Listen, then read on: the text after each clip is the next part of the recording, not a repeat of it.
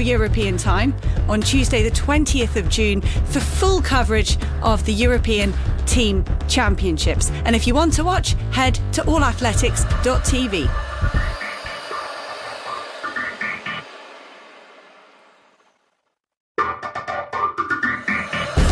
You're listening to the live stream from European Athletics. Join us from 10 a.m. Central European Time on Tuesday the 20th of June for full coverage of the European Team Championships. And if you want to watch, head to allathletics.tv.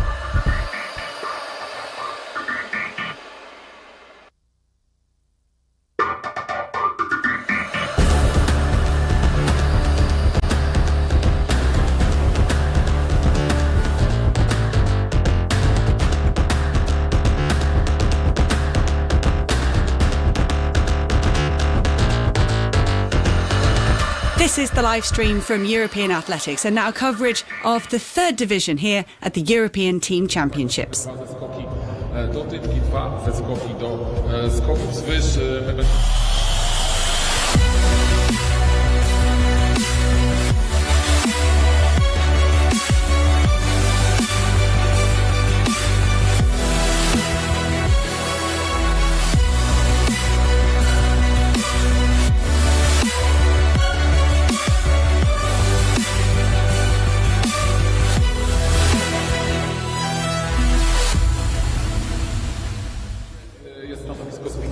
Jest fajnie, bo jest zacienione miejsce, natomiast po drugiej stronie stadionu mamy mnóstwo słońca.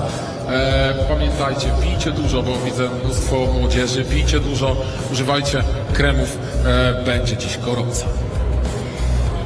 And here is the timetable for this morning's event. You can see up on the big screen we'll be starting very, very shortly indeed with the women's shot put, then on to the women's 400 metres, the women's discus, the men's triple jump, men's 400 metres and the women's 5k. Na dużym ekranie, na obu dużych ekranach macie Państwo w tej chwili plan na dziś. Zaczynamy o godzinie 10 konkursem pchnięcia kulą kobiet, następnie 400 metrów kobiet, dysk kobiet i tu już kolejne konkurencje. 12:50 męskie, 100 metrów, oczywiście cały czas dywizja trzecia kończy nam przedpołudniową, no to już będzie wczesne popołudnie, sesję zmagań. And there the second page for today's timetable for this morning. The men's pole vault, men's 800 metres, men's 3k steeplechase. We have the women's hammer throw, the women's 100 metres and men's 100 metres conclude the session just before 1 o'clock this afternoon. Proponuję oczywiście, jako że to co prawda drużynowe zmagania, natomiast konkurencjach, ponieważ dziać będzie się dziś sporo. Wiele znakomitych nazwisk pojawi się już teraz.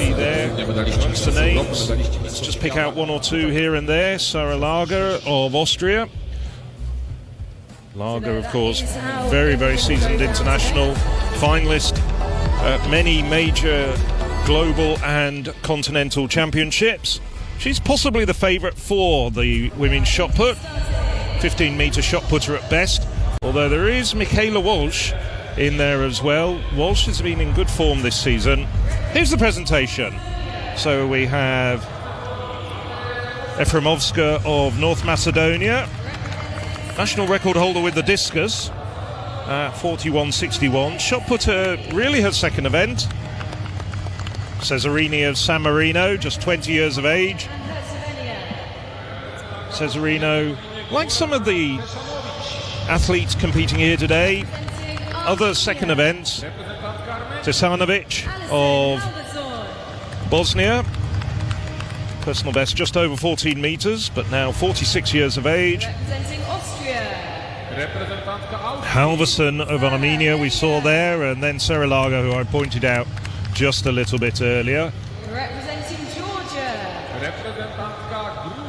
Georgia, it's Sapiko Shastrivili. Representing Israel. Israel, Estelle Valianu. Estelle Valianu. Well, Valianu Representing Malta. representing Israel, and Israel one of the favourites for promotion here, possibly along with Ireland and Austria. Representing Kosovo. Kassar of Malta. Reprezentantka Kosowa. It's a personal best of 12:20 recently. Abessa Shala of Kosovo. Perhaps one of the weaker contenders in this women's shot put. Personal best of just over 10 metres. Michaela Walsh, who should be contesting with Lager the maximum points. 11 times national champion, both in the shot put and in the hammer. There's Maria Murato Kanyabate, interesting competitor, primarily a sprinter.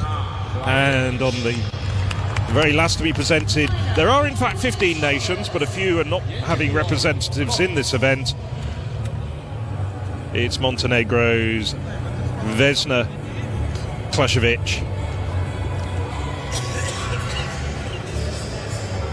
Well, while the women wait to get in the ring, led in by Efremovska of North Macedonia, I'm going to bring in my co-commentator here, Alex. Run the rule over this morning, because it's a good morning's competition to get us underway in the third division. Yes, and at the end of this session we'll also decide the 100 metres. I think what's most exciting is for these athletes, it's a great opportunity on this international stage, and also to be part of the same overall event as the top division as well, rather than being in, let's say, part of a smaller event as we have had in previous years. So that's brilliant. I mean, we will also have some top athletes as part of this session, including Luisa Geiger, the European 3,000 metre steeplechase champion, and she's going to go in the 5,000 today, as well as in her favoured event, the steeplechase, later in the competition. Alexis Capello, another European medalist in the triple jump, and Amel Tuka, the Bosnian middle distance runner as well. And talking about Israel, as we did, they've sent a very strong team looking for promotion, and I think that 5,000 metres that we've got later on with, as you mentioned, Luisa Geiger, but we've also got Lorna Chemtai Salpeter in there as well, former European 10,000 metre champion, so that'll be a very interesting matchup. Salpeter coming off the back of winning a bronze medal in the marathon at the World Championships last summer. Very shortly, on the first event on the track, will be the women's 400 metres as well. We'll explain a lot of the format rules as we go along.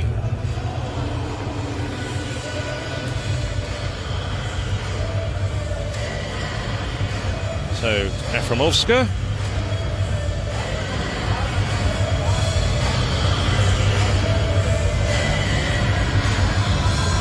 Talented all-rounder Efremovska.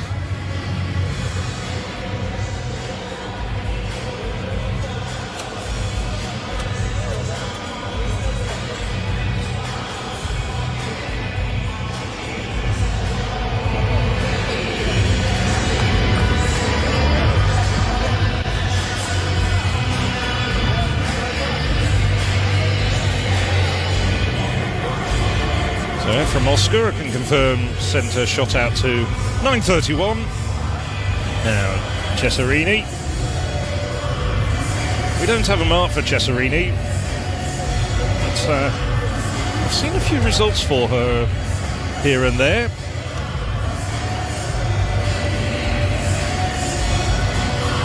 San Marino, of course, once upon a time competed as part of the Association of Small European States, now very much standing on their own 2 feet. So we switch very quickly. We'll be back with the shot put very shortly, but with the 2 heats of the women's 400 metres. And these have been seeded, so it's the slower runners, or the runners with less form, that go in the first of the 2 heats. So representing Liechtenstein, Nadine Stuber hasn't cracked 60 seconds yet, but has improved this year. And Stuber, well, just 18 years of age.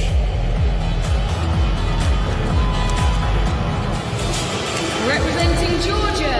Reprezentantka Gruzji, Anna Sokadze. Representing Andorra. Reprezentantka Andory. And now as we switch across, looking at the representatives from Albania, Bekiri and Sokadze from Georgia. This is Malaga Maran from Andorra. Fastest woman other than Bekiri in this heat, 58-second runner. In lane 3, representing Sofia Bucchi of San Marino. And on the inside, 17-year-old Emin Januzaj of Kosovo.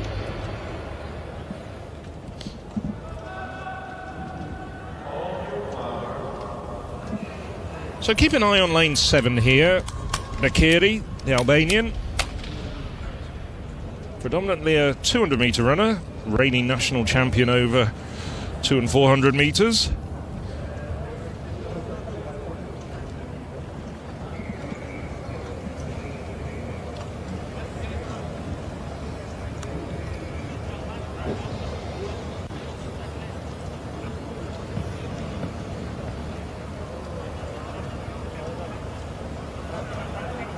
And these women have broken 59 seconds this year, but these wonderful conditions, an opportunity for perhaps making their mark. And indeed it is Bekiri who's out the quickest at the moment. Also running well at this stage, lane 6 just on her inside, Sokatste of Georgia, but it's certainly Bekiri as she's starting to make up the ground on the 2 runners on her outside. Women from Liechtenstein and Montenegro. Bekiri now running very well at the 200-metre mark, clearly in the lead. Sokatste having a good run on her inside, recently reduced her personal best to 59.31. It is Bekiri, the Albanian, looking for the first win of this morning for Albania. Albania perhaps outsiders to go up as one of the promoted teams. Bekiri now ploughing down the home straight, starting to pull away from the rest of the runners. On her inside, the Andorran. Malaga Moran takes second. So just outside her personal best. Unofficially 57.80 for the Andorran, I should say for the Albanian. And the Andorran 58.52.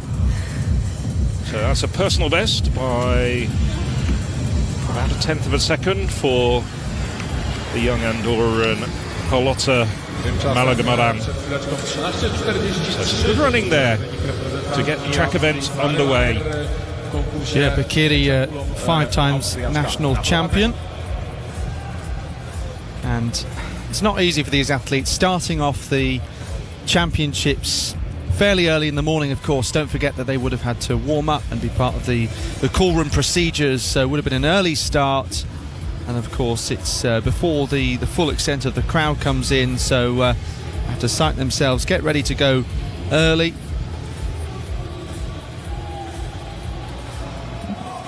Strong performance. Bekiri was the top athlete on paper, but playing out as well inside the stadium as you'd expect. But yes, a good opportunity for some of these quite young athletes to run their fastest times as well. As you mentioned, some of them around 58 to 60 seconds. So an international competition opportunity that may be reasonably rare for some of these.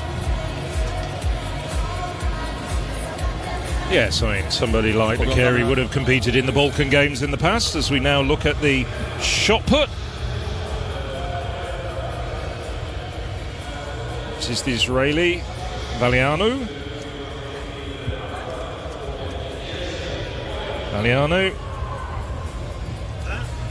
Very good shot putter and discus thrower. Number 1 in both throws.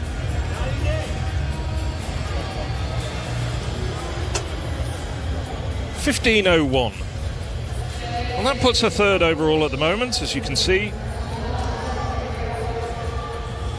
Should say second. And good effort from the Georgian Shatirashvili.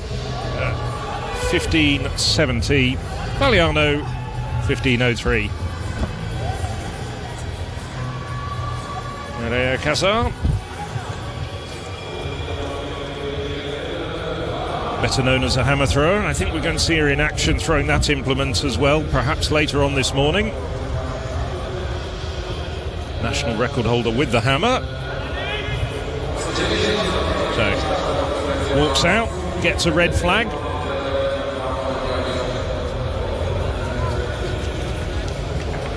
But they will have 2 more efforts. Everybody has three throws, and then it's the top 8.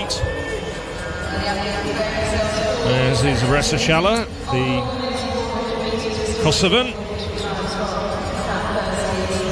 One of the more modest throwers in this competition at just over 10 metres, her personal best. As you can see, slightly antiquated style. Not the best of technicians. So Shala, 9.44 for the Kosovan. Now Michaela Walsh.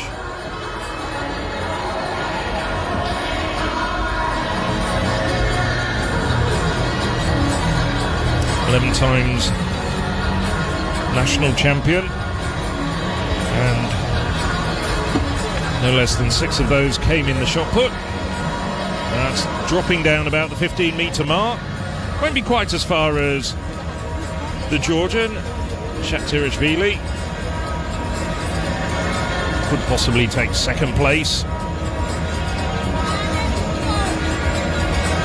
Kayla Walsh.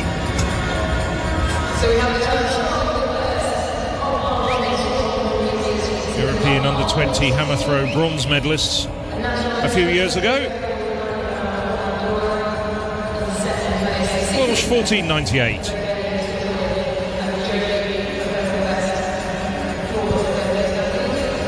So, looking at race A for the women's 400 metres, after that victory a moment ago for Ileana Bekiri of Albania in 57.60.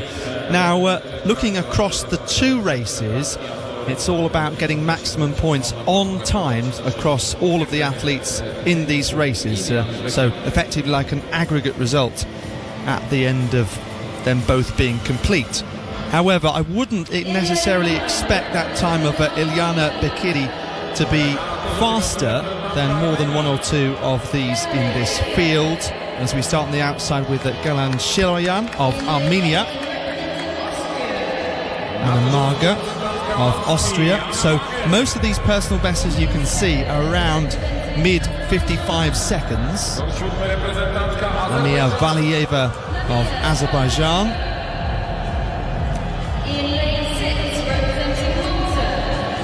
So this is one of the strongest athletes. Janet Richard of Malta, winner at the Games of the Small States of Europe. They actually won all of the events, the women's events, from the 400 up to the 10,000. Charlene Maudsley, absolutely the standout name though here. Lifetime best in Huelva there, 51.34. Anna Bozinovska of North Macedonia alongside.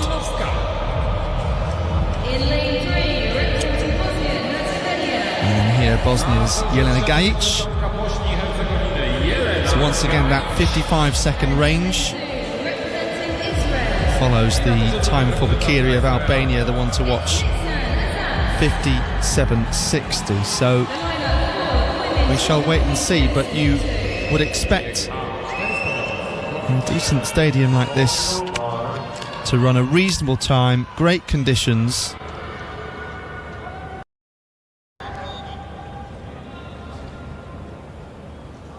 But Maudsley predicted to win this one comfortably. Let's see how it plays out. Assas of Israel there on the inside. Gajic, Bozinovska, Maudsley, Richard, Valieva, Marga and Shiloyan. Heat A of the women's 400 metres. So Maudsley in the green of Ireland in lane 5, and in some ways made her name at these European team championships. I remember the first league 6 years ago was brought in for both relay finals in quick succession and helped Ireland to a pair of second places. So that was in Finland in 2017, and since then she's really gone on and improved year on year. Of course, Rashida Adeleke with a big Irish national record to win the NCAAs recently, but otherwise really respectable time of 51.34 for Maudsley. So leading fairly comfortably. Janet Richard of Malta does look strong though, in second place behind her, and then I think it's Marga of Austria. And let's have a look here as Maudsley comes through from Richard, 51.56. So just a couple of tenths of a second off that new lifetime best for Charlene Maudsley. And don't forget, an opportunity to establish herself for potential individual selections later in the year as well. And Janet Richard looks delighted with that. I suspect that it's come up as a lifetime best for her. It was 53.49. As we just wait for the full results to come up, 52.37. So, as we said, an opportunity for some of these athletes to be pushed by those faster than them. And Richard has been helped by having Maudsley in this race, and the Maltese appears to have smashed her lifetime best. Well, more than that, she's actually reduced the national record which she held from the European Championships in Munich last year, and she's taken the best part of a second off that national record for Malta. It may well be there's a couple of Maltese women in contention for one of the non-automatic spots going to the World Championships. That could help her quite considerably, and that's what a lot of these athletes, as we look at the replay of the closing stages of that 400 metres, from some of the smaller nations are aiming for. They won't have qualified athletes going to the World Championships in Budapest in August, but every nation is able to send one man and one woman, and for somebody like Richard, that may well have punched a ticket. Yes, incredible. 1.12 seconds off that national record. Just look at her, absolutely stunned and delighted. Yes, of course, plaudits to Charlene Maudsley, the Irish woman, who wasn't that far off her own personal best with that outstanding run. I think this augurs well for later on in the morning, some very quick times in the 100 metres perhaps. Not so good perhaps for the women in the 5,000 and the men's steeplechase as well. It's very warm, not terribly humid, but it is temperatures soaring towards the mid and high 20s at the moment. So there is the full confirmed result. As you can see, officially 51.55 for Charlene Maudsley to start off Ireland's campaign with maximum points in the women's 400, but that sensational national record for Malta just behind. And there we see, well, those are the results of the Heat B, and we had two personal bests in that heat. So Bakiri's time didn't challenge the leaders in Heat A. It's happened in the past, and I've seen a number of performances at the European Team Championships over the years. I think so have you, Alex, where runners in the B heats have actually had an outstanding run and got high into the point scoring. Not so much the case here in the women's 400 metres, but a good start nevertheless with that very first track action of the European Athletics Team Championships here in Silesia.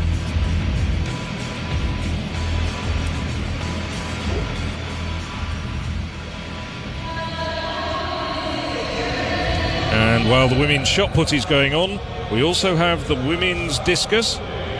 Here's the favourite, Kristina Rakovic. Best of 58.30 this year. North Macedonia's Telia Aleksavska.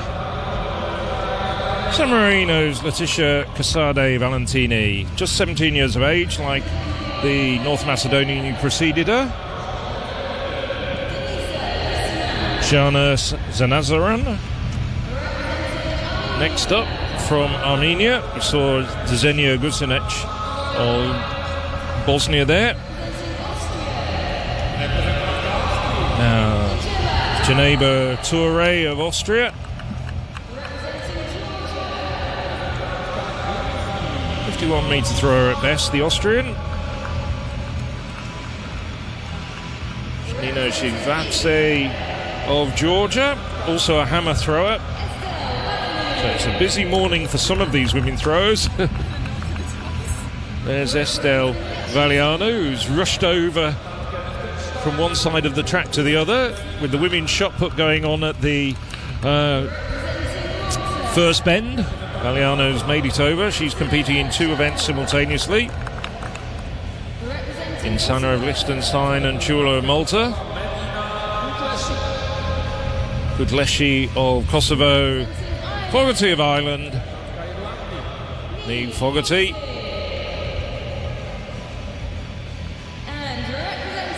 4 times national champion in the discus, Fogarty. And last to throw will be Dolka Fajardo Casanova of Andorra. And once again, another of the women who's predominantly a hammer thrower. Might also see her in the javelin, I think, a bit later on. No, this is Valia.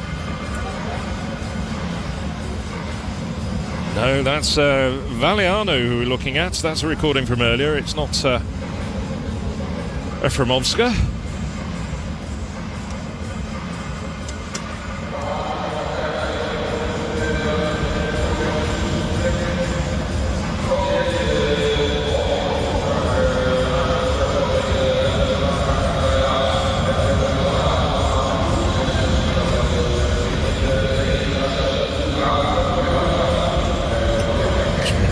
Sort themselves out. Well, Valiano had a first round effort of 15:01 and improved there, as we just saw, to 15:21. She stays in second place though, behind the Georgian Sapiko Shastrisvili. Now Kristina Rakosevich, World Under-20 champion back in 2016, now 25 years of age. Hasn't really come on as expected, one has to say. She threw her personal best as a teenager in 2016 when she threw 58.30. She's been at the University of Miami. She's thrown just over 55 this year. That is dropping down at around 48 metres. Rakosevich, also a medalist at the World Under-18 Championships and the European Under-20 Championships. So had a very, very storied teenage career. We're expecting her perhaps to have made more of a mark on the senior ranks. Has been struggling with injuries a little bit.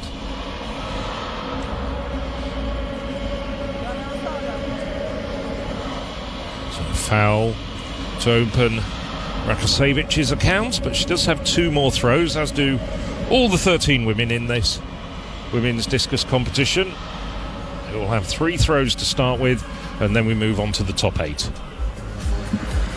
So 2 female field events underway or getting underway, and we have the men's first field event, which is the triple jump. Big Azerbaijani flag being waved about there very enthusiastically, and potentially because Alexis Capello, one of their top athletes here, is about to compete in the triple jump. So there he is on the start list alongside the other names that are about to be introduced here.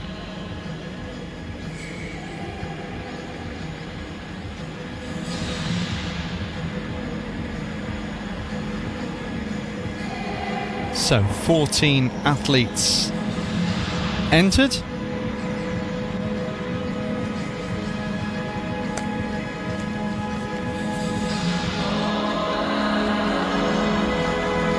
Looking here at Erudit Rusha of Kosovo, 13:14 lifetime best.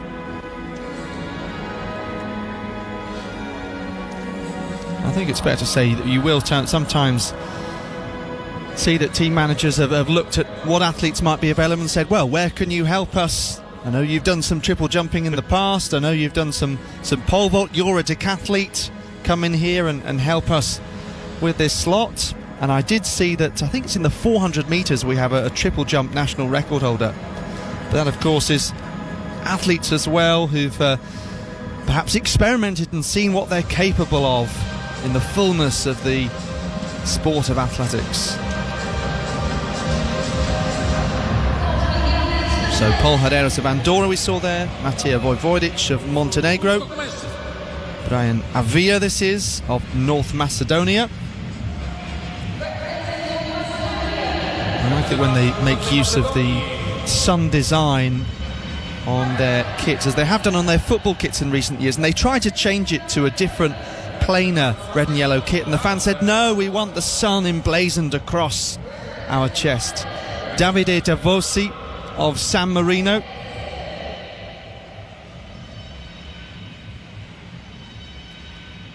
And Ireland's Jay Benson here. So 1486 lifetime best, you can see, based in the UK. Now here is Alexis Capello. You can see there 1768 goes back a long way. Very experienced athlete, twice European silver medalist. This is Sedin Heko, Bosnia and Herzegovina.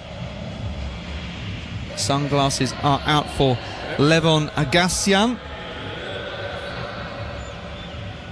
Armenia. This is Endiaras Kingley, the Austrian. Over to Lasha Gulelauri of Georgia. So a lot of neighbouring countries and Balkan states competing together. Guy Margalit of Israel. Armani James of Malta. And Mohamed Kangeli of Albania. So a number of competitors who will have been used to seeing each other at the Balkan Championships and also those games of the small states of Europe that we mentioned. So back to the women's shot, and it's Michaela Walsh. Walsh at the moment, well, lying down in third place with 15.12. This was a replay of that effort. She's a 16-metre plus shot putter at best. 14.98 with her first effort. So you can see they're dropping just a little bit after the 15-metre line, but still behind Shatirishvili and Valiano of Georgia and Israel at the moment.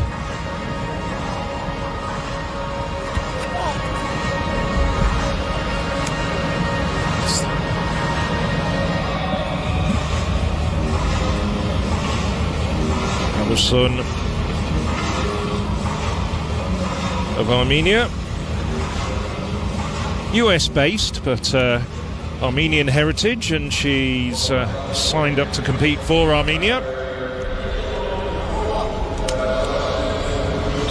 San Diego State University, better known perhaps as a very good 100-metre hurdler, and I'm sure we'll see her in that discipline later on.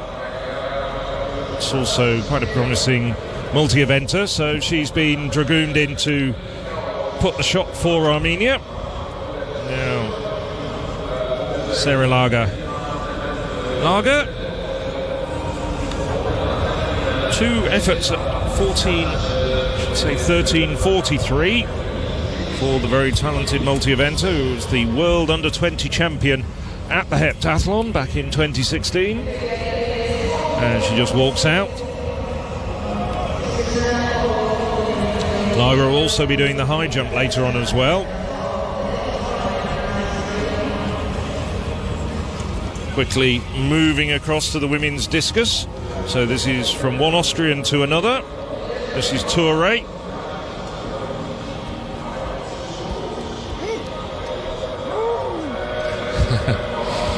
Comfortably goes into the lead with that 53.12 effort from Geneba Touré.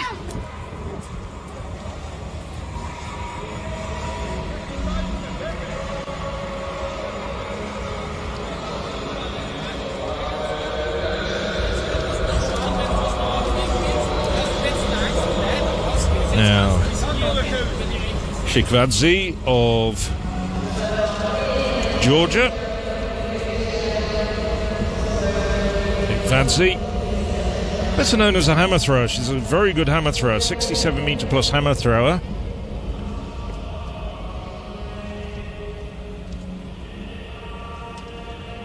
Quite useful technique for one of the more modest throwers.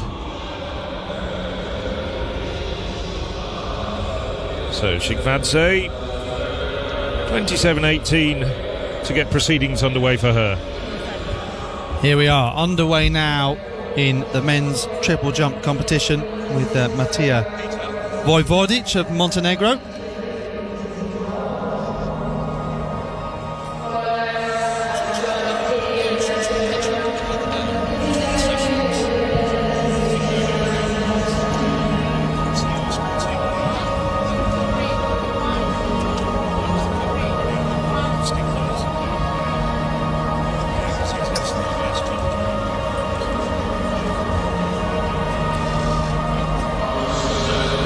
Quite similar colours, you'd have to say, for the athlete from North Macedonia, Brian Avia.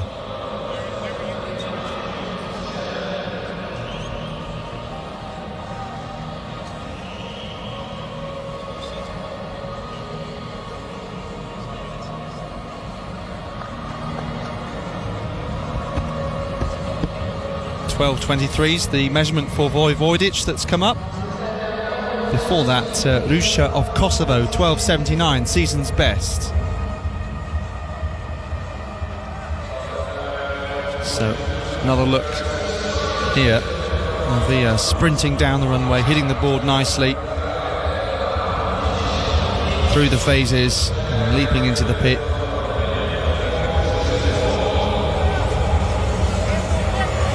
And it's 12.70, so 9 centimetres behind Russia of Kosovo. Well, that tells you something about the hot weather. 30 degrees it's expected to rise to today. There's also a drought warning between now and Thursday. Don't worry, got plenty of water here.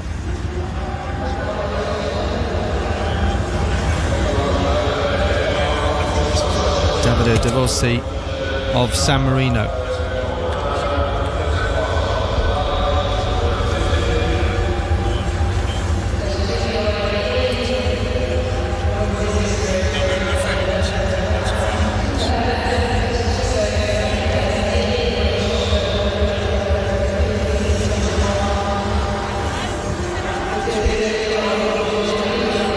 It was a very flat landing. Came through cleanly, but did he maximise his aerial potential? 12.72. With the wind in the athlete's favour, it's fairly still, plus 0.8 metres per second there. Well, Valianu rushing from one side of the stadium to another, now in the discus circle. So the first throw for Estelle Valianu. 7 times national champion. I'm just counting across my notes here. In the discus, 5 times national champion in the shot. Thrown a personal best this year of 58.25. She's actually at Harvard University, the 23-year-old.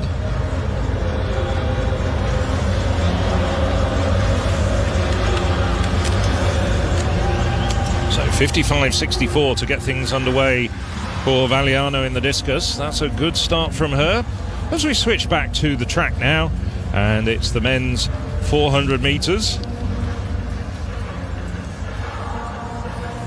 6 competitors in this heat. Stronger men will come very shortly.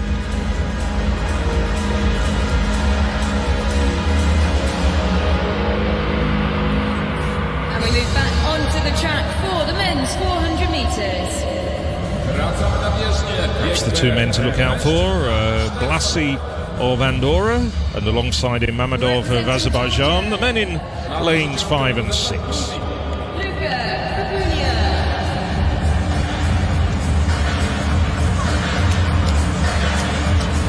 So on the outside is Kupania of Georgia,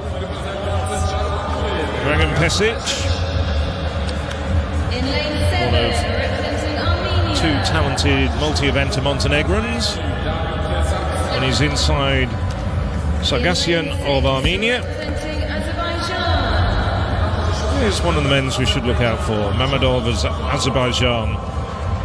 In lane 5, In lane 5, Paul Blasi, the Andorran. And in lane 4, representing Kosovo. And on the inside, Granit Ahmeti of Kosovo. Kosovan, personal best of 53 seconds.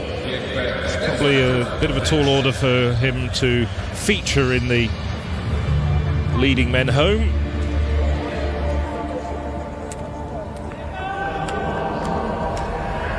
Pesic, also a very talented 400-metre hurdler, high jumper, long jumper. Really, it's got the lot. The Montenegrin in lane 8.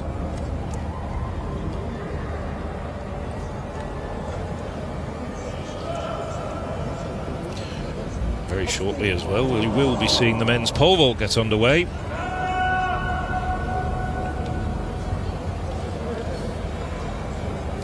So as they settle down once again for the first of 2 heats in the men's 400 metres.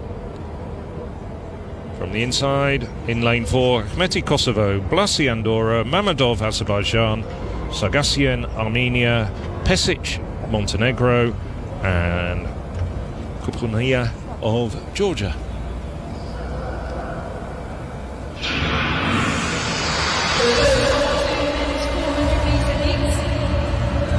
And at this stage it's Kupunia, former Georgian long jump champion, doing very well on the outside lane. Also running well at the moment is Mammadov in lane 6, the Armenian.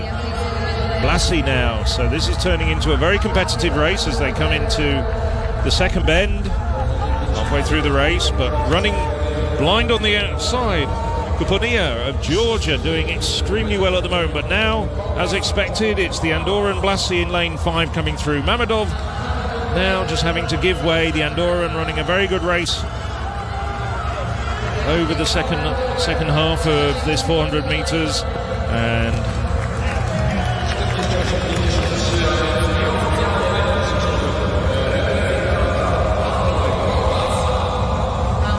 here's the Andorran who comes home. A new personal best. And also a new personal best for Javid Mammadov coming through in second. So we'll just wait for confirmation of the times. 5-8. I think he's just a little bit outside the personal best of Paul Blasi. A good, interesting, competitive race there, particularly between about 150 and 350 mark. 48.51, so indeed it is shaving almost half a second off Paul Blasi's personal best. Ultimately with a personal best as well, so the top 3 all coming through in personal best times. As we look at that replay of the race, well-timed run from Blasi, running a very controlled first half of the race and coming through strongly on the second half, and particularly down the home straight. In the end, Mammadov on his outside couldn't stay with him. Wait for confirmation of the times. I think it's pretty close to Mammadov's time as well.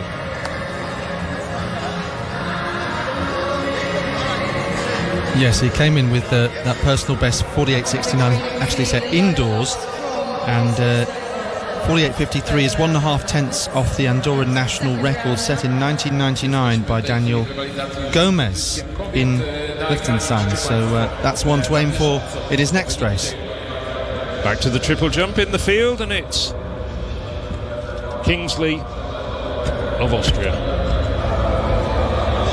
Yes, so we are still in this first round of the triple jump competition, and Benson of Ireland is now over a metre in front of the rest of his competitors. 13.96, but Kingsley has now gone out to 14.68. Endiadas Kingsley of Austria here.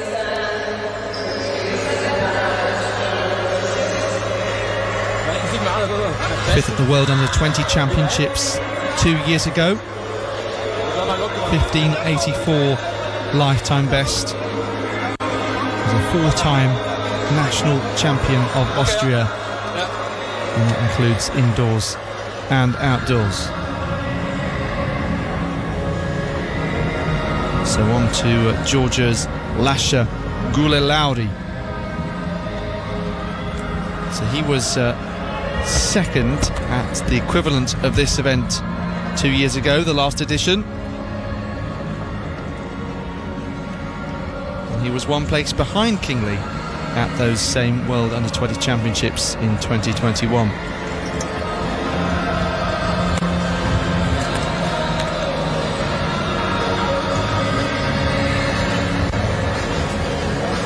So powerful final phase. Let's see what this measurement is. 17.16 lifetime best. So among the favourites here, 15.72 this year. As we turn our attention back to the track for the men's 400 metre A race coming your way. Ready for the start of the second of our men's 400 metres. So victory for Charlene Maudsley of Ireland. 51.5 a few moments ago. One of the best performances so far. We'll see Jack Raftery, her teammate, in a moment. This is Jovan Stojowski of North Macedonia on the outside. Graham Pellegrini of Malta, one of those who's improved this year, as you can see. 46.83, still 18 years of age. Gasparoni of San Marino, third at the Games of the Small States of Europe, one place behind Pellegrini. In lane 6, representing Albania. Franco Burai of Albania, former European Under-23 finalist in Yevle in 2019. In lane 5, representing Ireland. And here is Raftery. I think it was the same lane as well as Maudsley, their lane 5. In lane 4, Irish indoor champion this year, Niklas Strohmeyer-Dangel of Austria. Last year won the Balkan title over 400 hurdles. Eran Siboni of Israel. That lifetime best 46.8 set in Mississippi in 2019. And the man who's won Balkan title outdoors and 2 Balkan titles indoors, Abedin Mujasinovic of Bosnia and Herzegovina. So lifetime best here ranging from between 46.1 at best to 47.6. So a little bit closer, some way closer than the women's 400A race. But how will it actually pan out inside the Stadion Slaski in Horso? So the victor here, taking maximum points for their country on this first morning session of the European Athletics Team Championships. Sun beaming down onto the track. Mujasinovic, Siboni, Strohmeyer-Dangel, Raftery, Burai, Gasparoni, Pellegrini and Stojowski.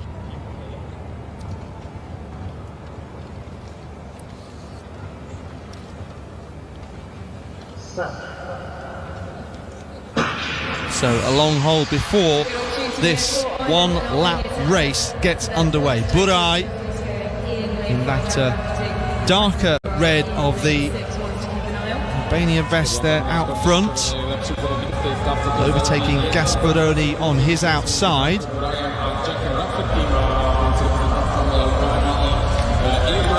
Raftery looking to push through as well in the green. So all about battling for every single position for extra points here. Burai still just about leading, but look at Raftery trying to come through. Strohmeyer-Dangel as well. But Franco Burai, very impressive all the way round the lap, and he wins in 46.31 seconds. Franco Burai taking the win, 43. So 1.5 tenths off his lifetime best. That's a big performance when it mattered for the Albanian.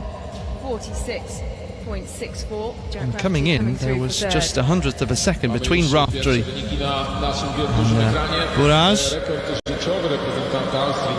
So he's done really well there to make sure that he came out on top, given how close it was on paper.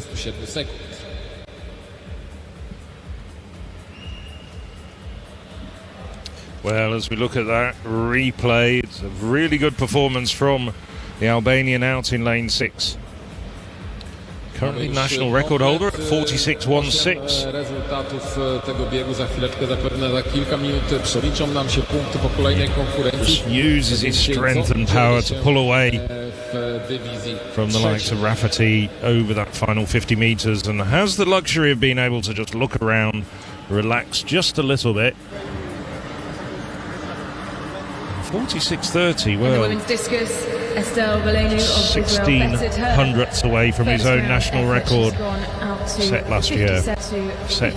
Meters and 17 in the second round. So Good performances all round in that second heat of the men's 400 metres. And he's another who won the equivalent competition 2 years ago. It was Stojowski who was second that time around.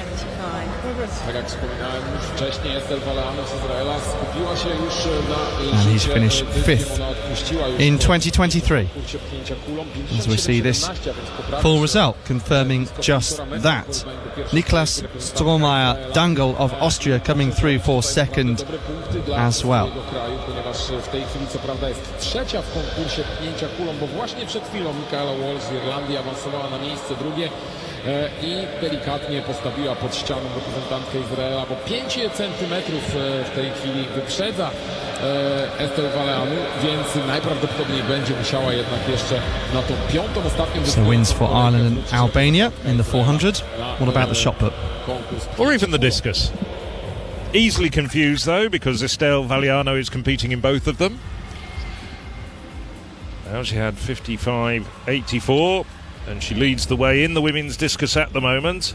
As I said, she'll probably do quite well in the 100 metres as well, with all the sprint training she's had, running from one side of the stadium to the other.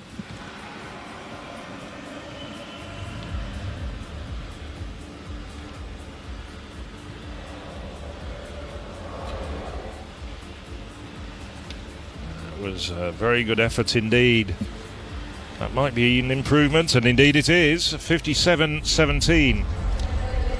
We're whizzing across the two women's throws.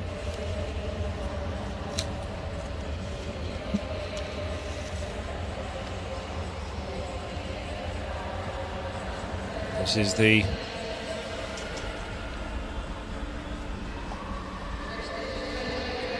Bosnian thrower, Tisanovic.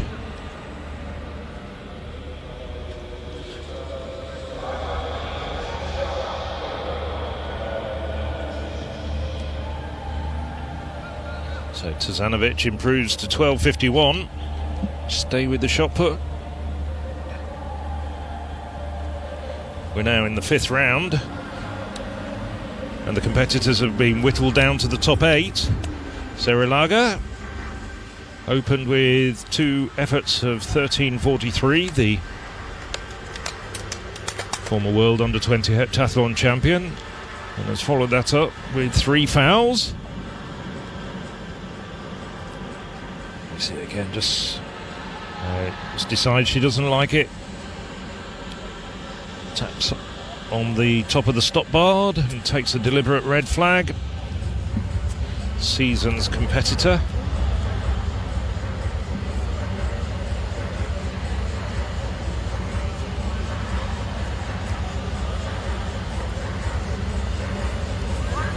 So this is Montenegro's Vesna Klasovic.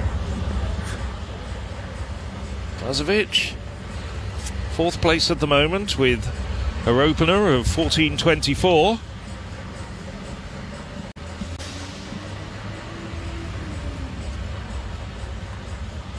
Personal best set a little bit earlier this year, the 17-year-old at 14.71, so good opportunity to get some international exposure here, the Montenegrin. So stays in 4th place at the moment. Now the top 3, and there's quite some difference between the top 3 and the chasing group. So Valenu has passed her effort. She's got good points for Israel, and this is Michaela Walsh, who's now finally overtaken Valiano in the previous round with a throw effort of 15.26. Took her 4 throws to do it.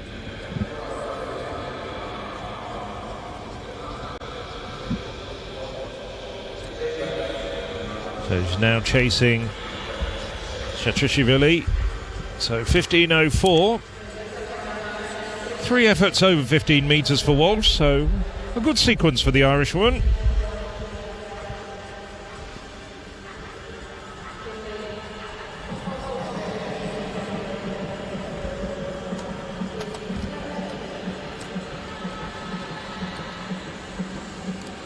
No improvement though. And here's the leader, Sapiko Shatirishvili. 15.77 in the second round, her best.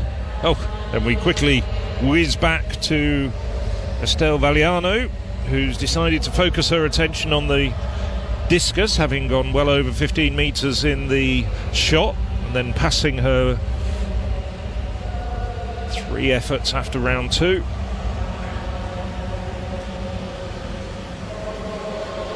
Valiano, well, that looks like, well, it's about 57 metres again. It's there or thereabouts after her second round effort.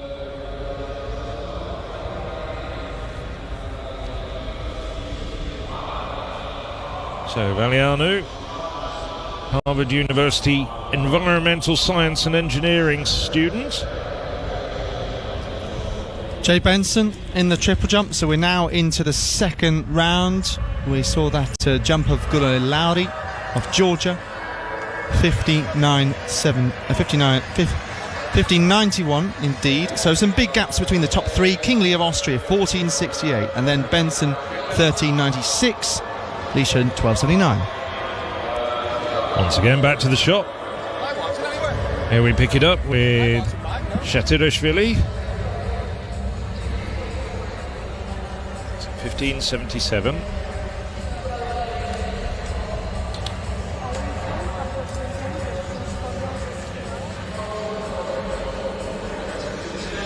Shatirishvili competed in the European Throwing Cup earlier this year in Leiria.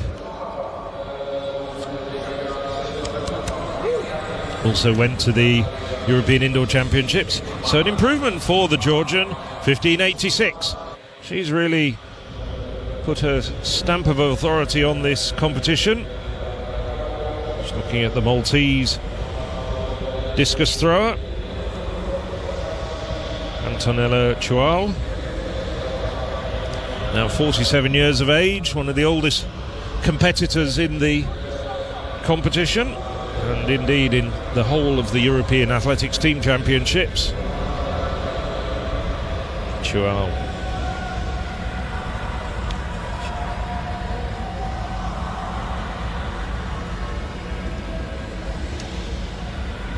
Kutleshi, well, at the end of the third round, as most athletics aficionados will know, this will get slimmed down to 8 women.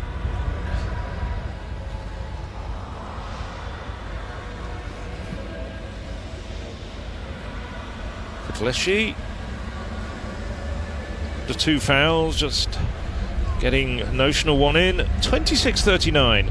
So she's not going to progress. She's down in 10th place at the moment. So that's the end of the Kosovans competition.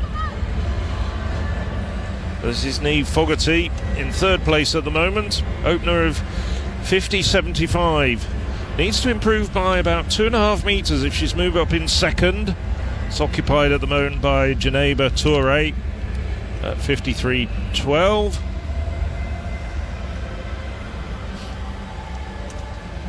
But it is very early stages in the competition. The Irish doing well. They've done in the opening events this morning. They've got good points across the board. 51.24. So a bit of an improvement there for the Irishwoman, Niamh Fogarty. So on to the women's 5,000 metres. You can see Louisa Geiger there, one of 2 standout names in this. The other there, Lona Kheltai Salpeta of Israel. Israel, the European. Representing Here is Israel, the European Salpeter then. bronze medalist. Great range over the years. We've seen her competing over 10,000, 5,000 and in the marathon as well. Representing Georgia. And has been a great athlete for Israel over the best part of the last decade or so. There's Eva Richardson Representing of Ireland. With a personal So best of hoping to 15:14.25. continue their great start to the morning. Eva Richardson. Louisa Geiger, although you may know her as a steeplechaser, she has won the 5,000 metres and a number of events, including the Balkan Championships. Reprezentantka Albanii. The European champion in the 3,000 metre steeplechase. Lifetime best of Louisa 15 Geiger. minutes 16. And she's also entered for the steeplechase, and a good stat here is if she wins both events in Silesia, she will match Bulgaria's Yvette Lalova-Colio as the most successful athlete in European Team Championships history. 11 wins and 2 runners-up spots.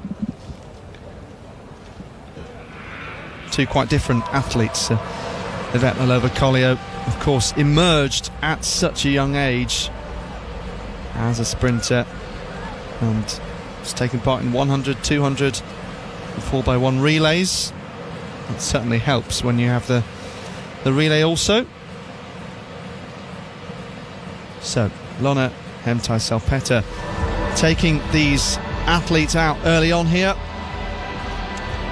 And we've also got Lisa Bezina of Malta, Shala Ayona of Kosovo, Into the Anna final Yusupova round of the Azerbaijan, Xenia Murelo of Andorra, Sladana Pejovic represents Montenegro, Adriana Popasova of North Macedonia, Chiara Guidici of San Marino, Alma Hrnic of Bosnia and Herzegovina, Maria Sazgan So the three of athletes Armenia, Sandra Schauer through into of the final round. Austria, and Asia Charukshian of Georgia. Right, breakaway of 3 women early on here with Salpeter, Geiger and Richardson at this point. So, well, we know quite a bit about the pedigree of Geiger and Salpeter, both European gold medalists. What about Richardson? Well, lifetime best in California 2 years ago of 15:43. She's run 15:50 this year. She was part of Ireland's 10,000 European 10,000 metre cup team in France. University of Portland alumna as well. No surprise though, absolutely no surprise to see Salpeter leading the athletes out. Someone very comfortable in hot conditions. It's around 28 degrees this morning and 39% humidity.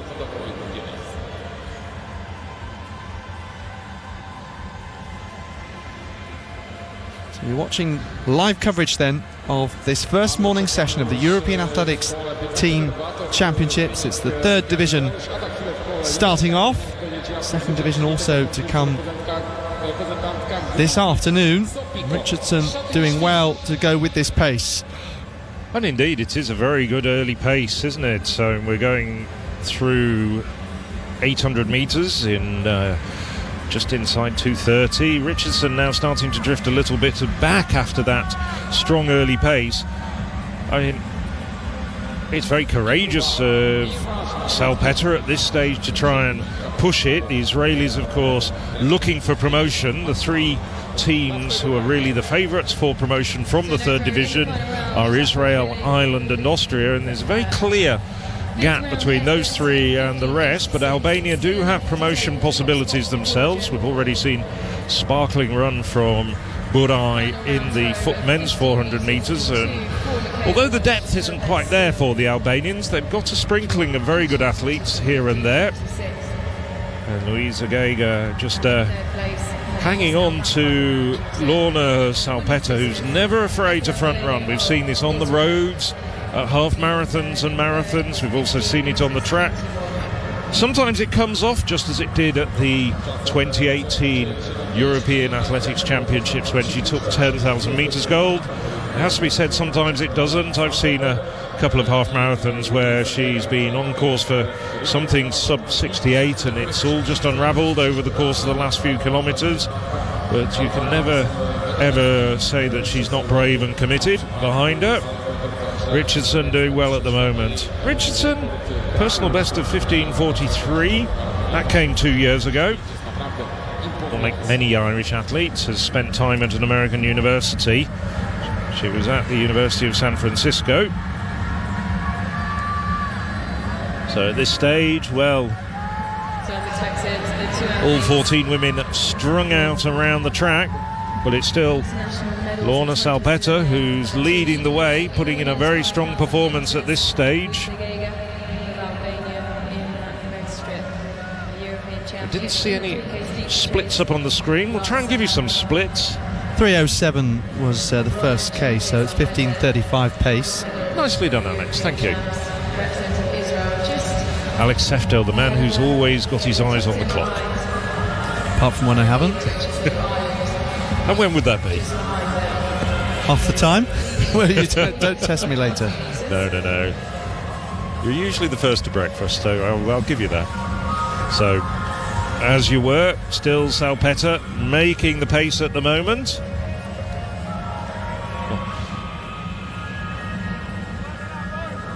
And Louisa Geiger just tracking her very closely. Geiger,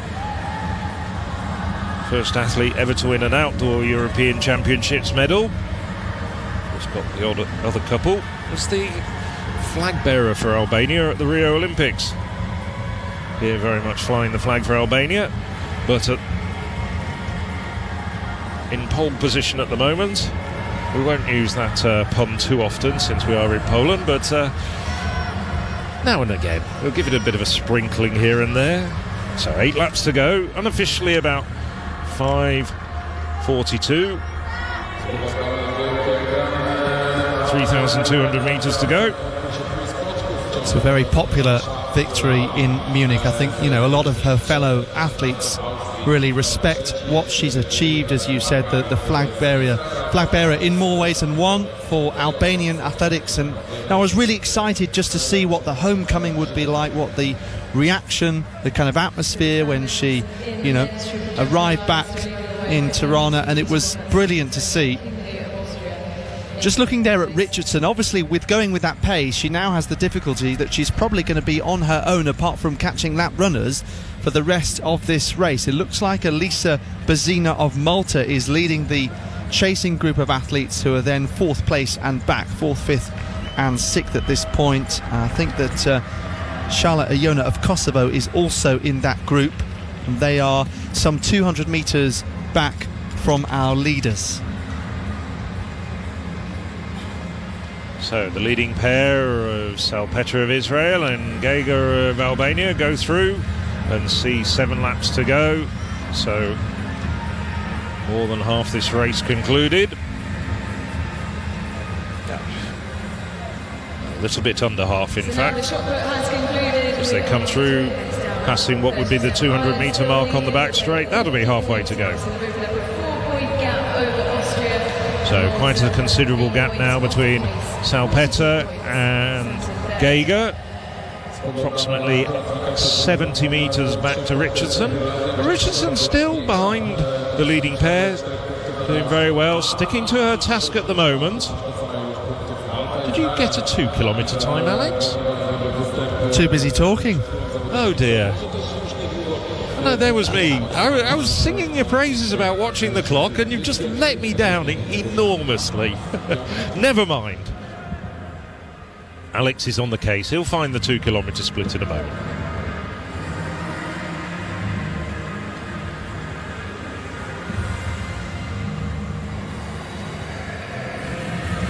.6:17:34. I was quicker than Alex.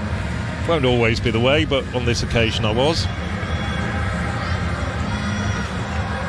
Yeah, so 3 seconds slower than that opening kilometre, and will be tough to maintain great pace in these hot conditions. Now 100 metres ahead of Richardson, who just crosses the line with 6 laps to go now, as Salpeter and Geiger enter the back straight.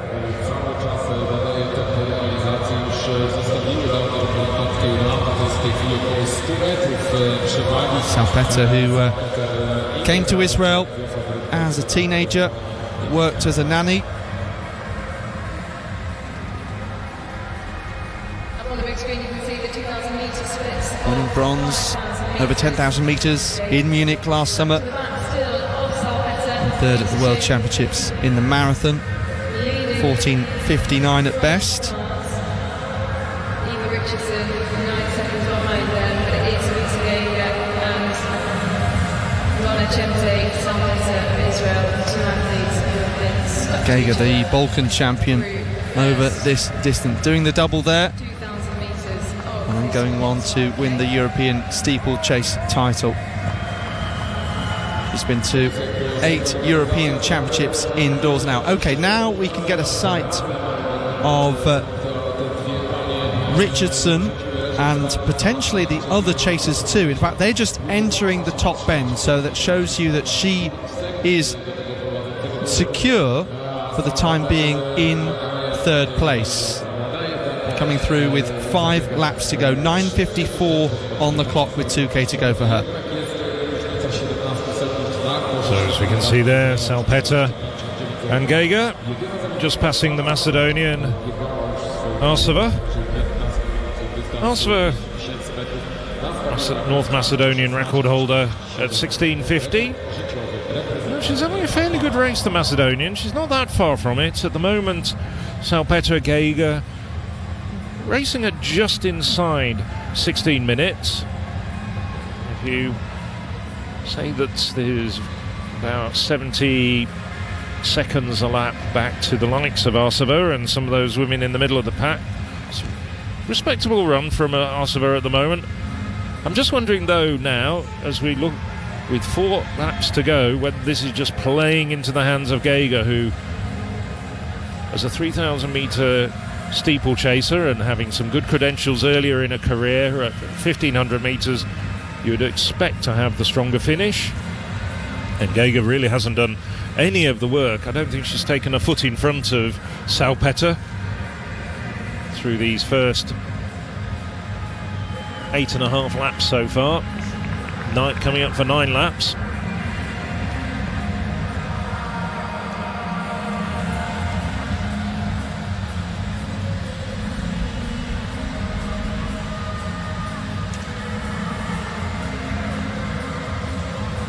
Two very experienced athletes, but we're entering a phase of the race that is quite crucial and where it will start to hurt as well. And this is where the script will soon start to unfold. They are coming past this chasing group, 4th, 5th and 6th, which is now led by Anna Yusupova of Azerbaijan, with Lisa Bazina of Malta just on her shoulder, and Sandra Schauer it is of Austria with them. Now looks as though Salpeter has just increased the pace slightly.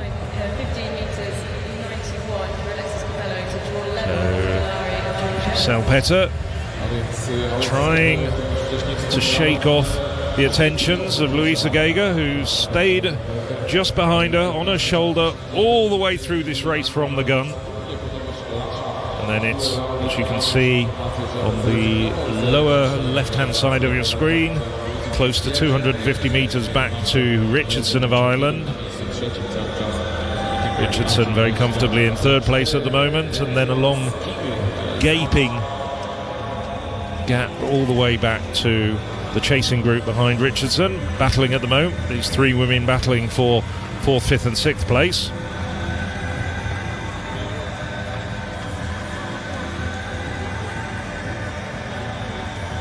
Here we go. 2 laps to go, and yes, Salpeter certainly has speeded up as we're now inside the final kilometre. So 13:13 unofficially with 2 laps to go. Yeah, so potentially just inside 15:30. That's on its own, I think, as you spotting the change in pace. made a big difference to the projected finishing time. Now, when will Louisa Geiger try to attack, or will Lorna Salpeter start also continuing to ratchet up the pace, trying to take the legs away from Geiger? Is Geiger thinking about the steeplechase later on in this third division match? They're just coming around now. Richardson still hanging on there in third place, but the difference between her and the leading pair increasing all the time.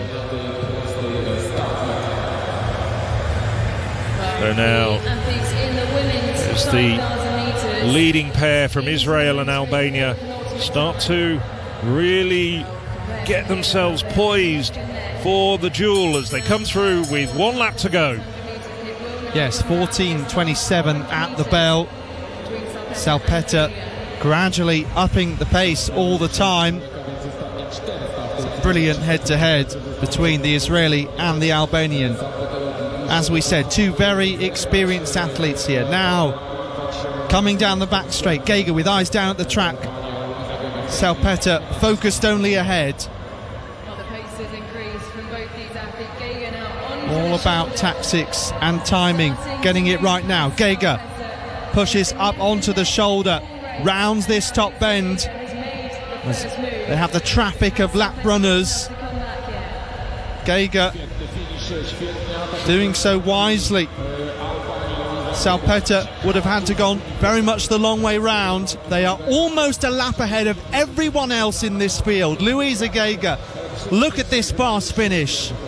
Down this home straight then to win the 5,000 metres, taking maximum points for Albania. 15:32.39. Salpeter led for so long and is just beaten by that excellent finish from Geiger, the European steeplechase champion. Yes, with about 3 laps to go, I was starting to feel that it was a prophecy foretold that Louisa Geiger would just wait and strike at some point on the final lap. You could just see her poised, almost scorpion-like, waiting to sting, and it sting she did indeed with about 200 metres to go. She just had the turn of speed that Lorna Salpeter didn't have. But it was a good race. It was a very good race for the European Athletics Team Championships third division, and a very respectable time. We're normally expecting to see at third division races perhaps a tactical affair outside 16 minutes.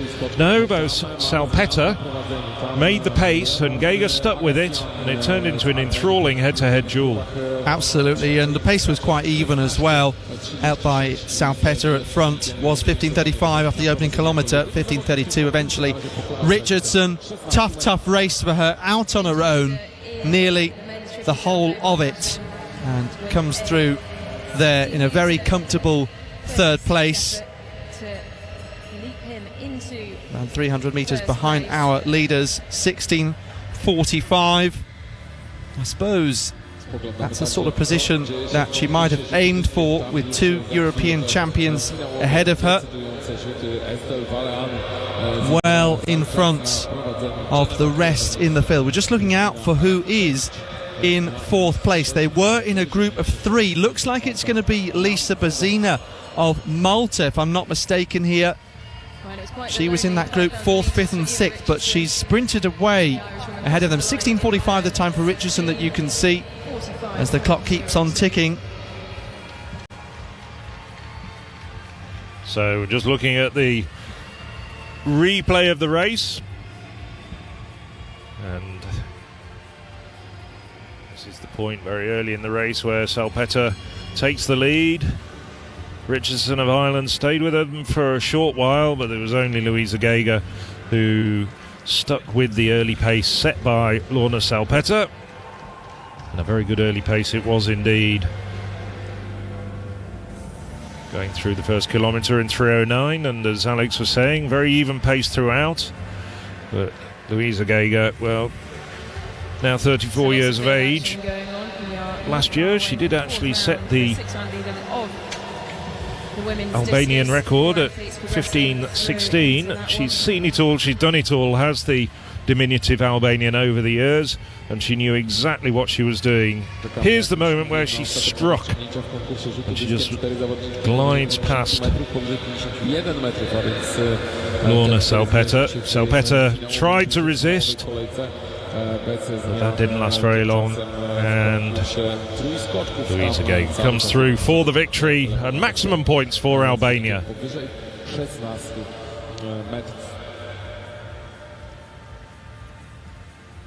Louisa Geiger, very much one of the leading figures in Albanian sport. Confirmation of the times there. That result surprised you in any way? Did you think Salpeter would hold on? No. No, I mean, I have a huge respect for Lorna Salpeter, but with Louisa Geiger in that field, knowing the fact that she's got such ability over the shorter distances, Lorna's focusing on the marathon these days. She just doesn't have the change of gears. Still a great athlete, though. Yeah, I think they're both 34 years of age, actually, so they both have, coming in with similar ability, but it's just that the certainty with which Geiger came through in Munich to win, you just felt like she would get it right in terms of timing. Capello 15.91, you can see there in the third round of the triple jump. Agassian, in a bit of a spot of bother here, needs a valid measurement. So we need to see green rather than red, and the applause suggests that might well be the case, and he is a lucky man.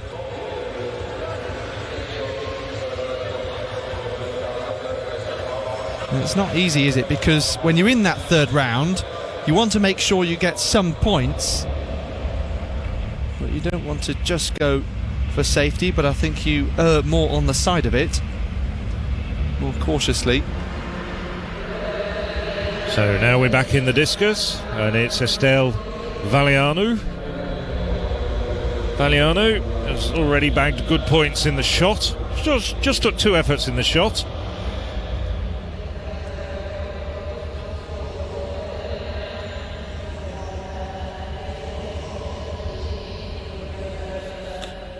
Valianu still leading the discus with 57.17. This is Niamh Fogarty, who's in third at the moment with 51.24.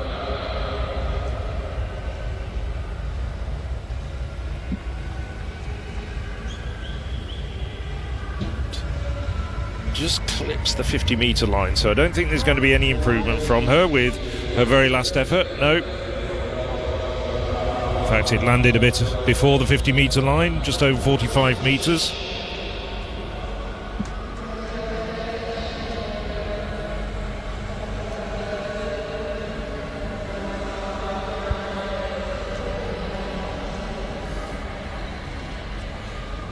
So this is Rakasevic. Said Fogarty was in third, but she was just overtaken by Rakasevic in the fourth round.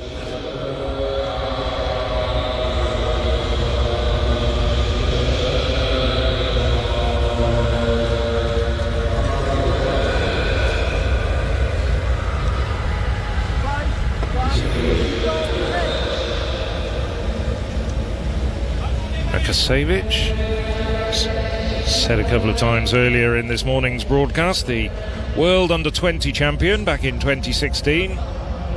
So 51.08, no improvement for Rakasevic, but confirmed in third place.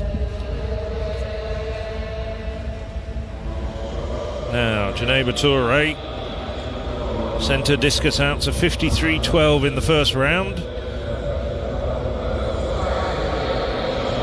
One of the valid throw, 3 fouls for the Austrian. Austrian doing well though.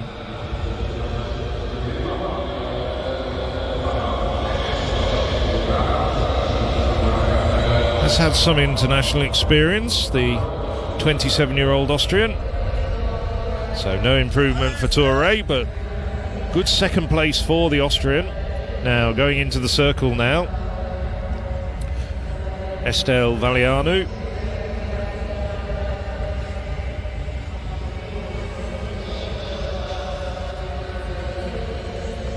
no less than 7 times Israeli national champion, the Harvard University student.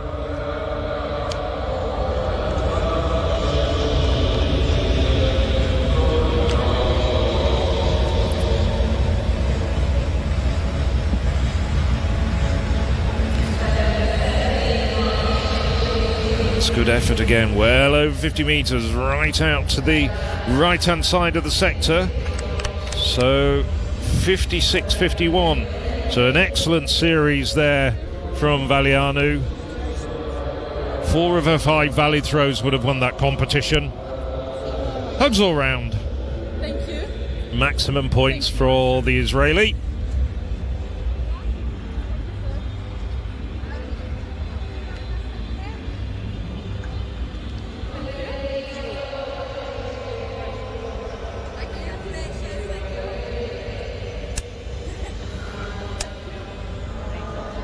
Wondering whether we'll see her in the women's hammer later as well, which is being contested this morning. I have to go and check my notes. But she's predominantly, her best event is the discus.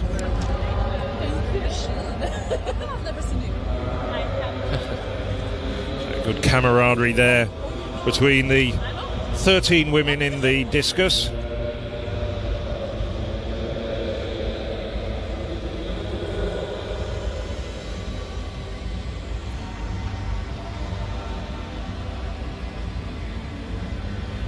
Confirmation of the results, and it is confirmed that Estelle Valianu wins with 57.17, Janeba Toure 53.12, and Kristina Rakasevic, Austria-Montenegro, taking 2nd and 3rd places.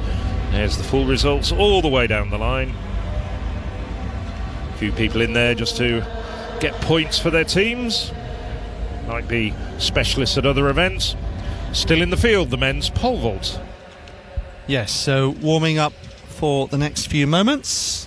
Scheduled to start in exactly 4 minutes' time. So likely to have an introduction for those athletes in a moment. Lovely wide shot of the Stadion Slutsky here. And here are the full set of athletes.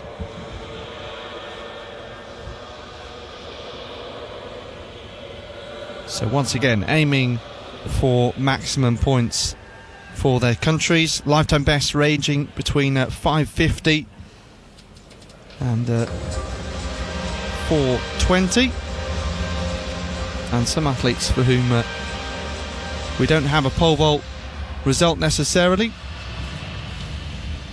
So we'll wait and see how that plays out. Lev Skorish, one of the best here, the 2019 Balkan indoor champion for Israel. He's the one with 550 at best.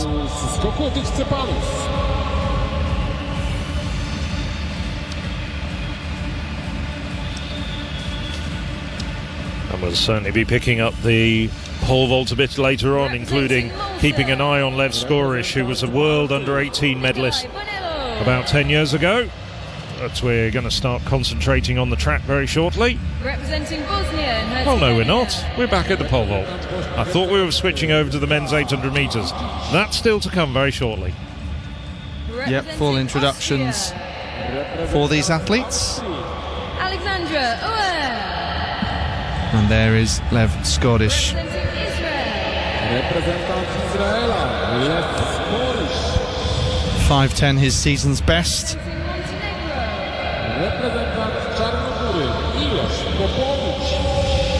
There is the Irishman, Michael Bowler.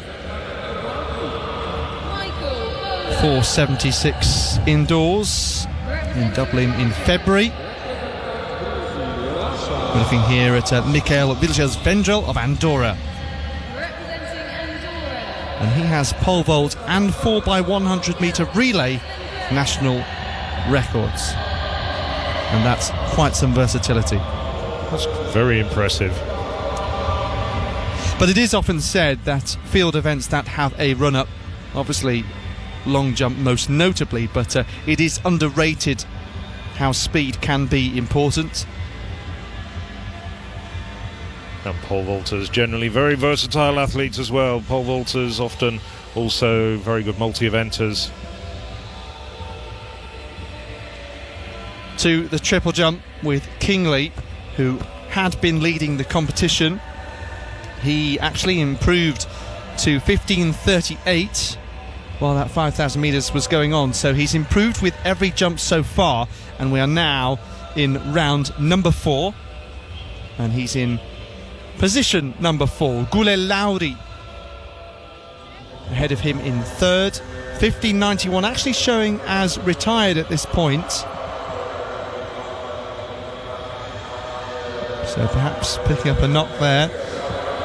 Alexis Capello on 15:91 in second, and Levon Agassian of Armenia on 16:36.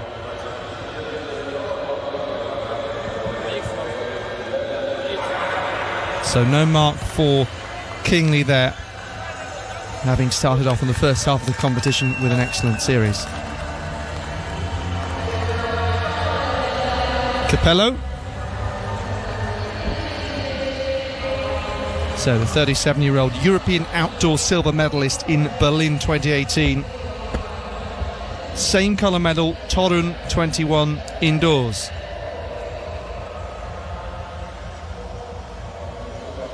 Similar sort of distance, but gets the red flag, unfortunately.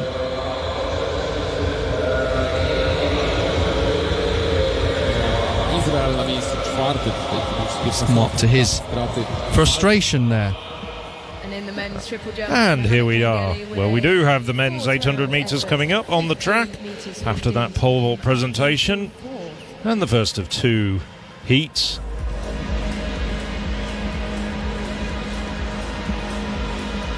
Not much to choose between this group, but perhaps inspired by Louise Agega's victory. Keep an eye out for Heraldo Karama of Albania.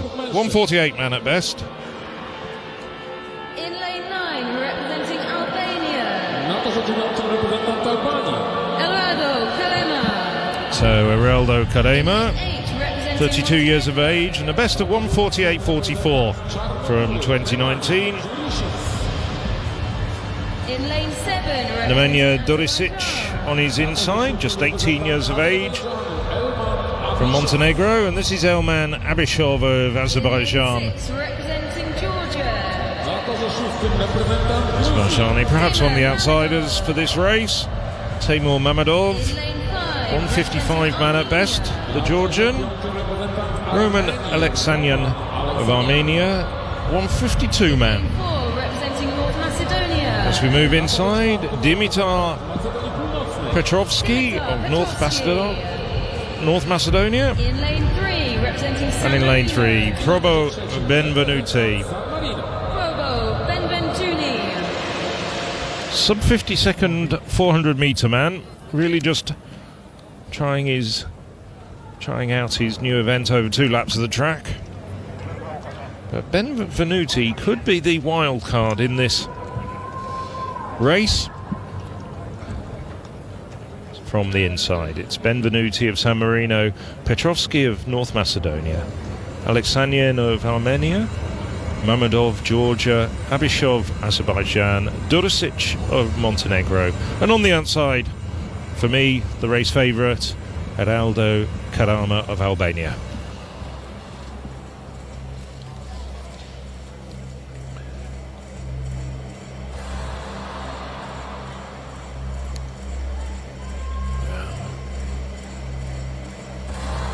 Very warm out there. The starter taking a little while to bring them forward. And now he does.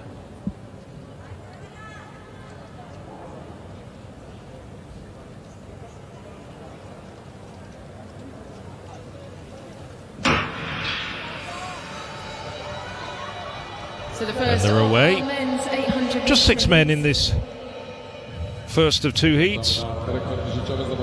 Second heat will feature the 2-time World Championship medalist Amel Tuka of Bosnia and Herzegovina.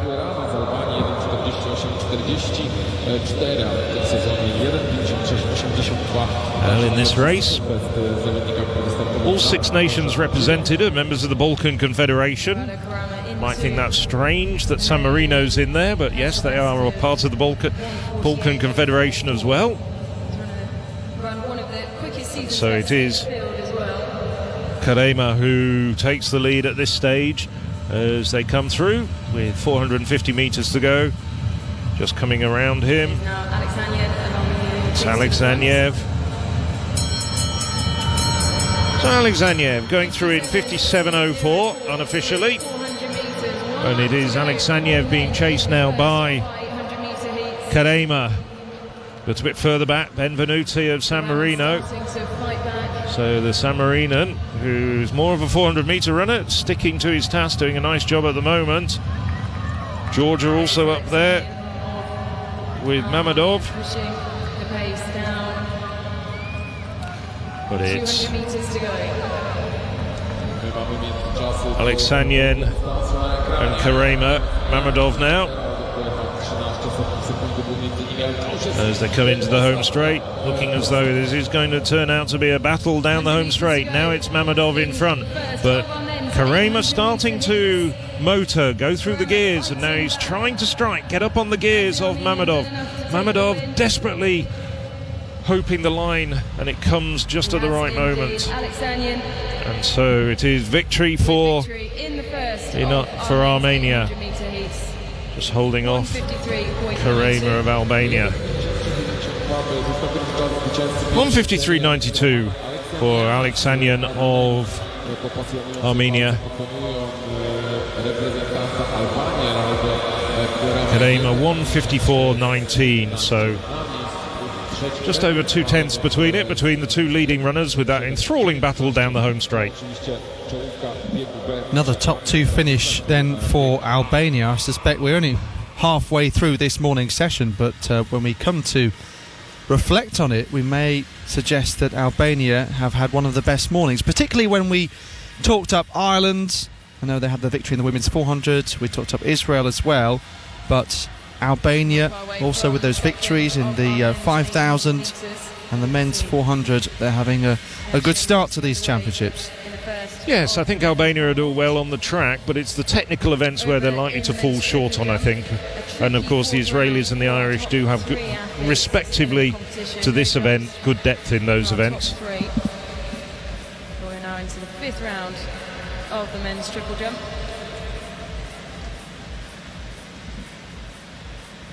So as we just look at that replay, that nice overhead shot.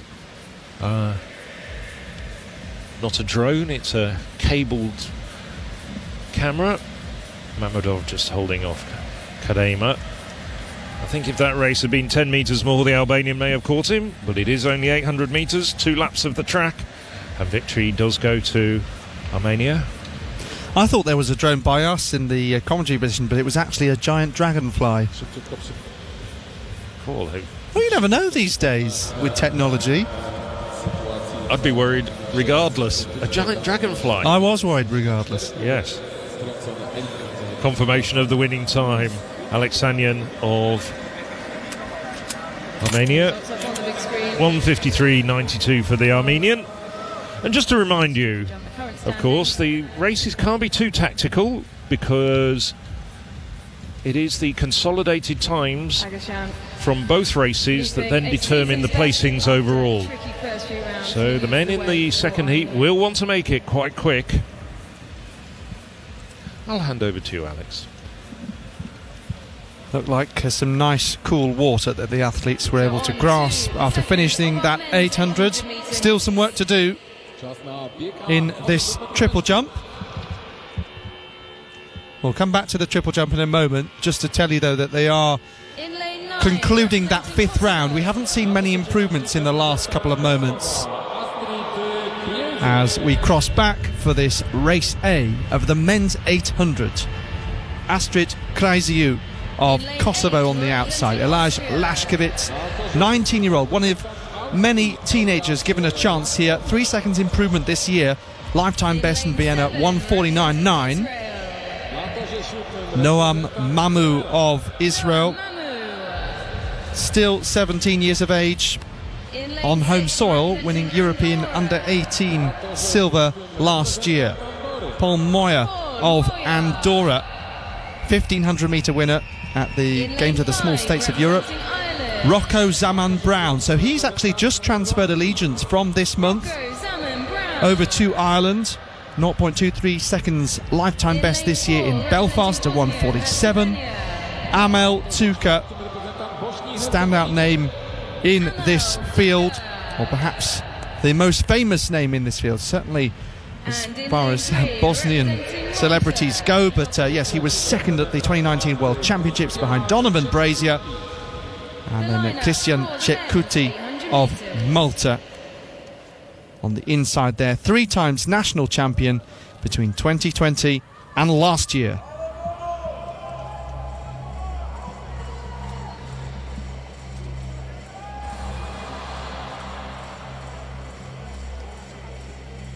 So atmospheric music rings out around the Slavski Stadium. Look at that steely-eyed determination of Amel Tuka, just trying to get himself into the zone in 28-degree heat in Silesia.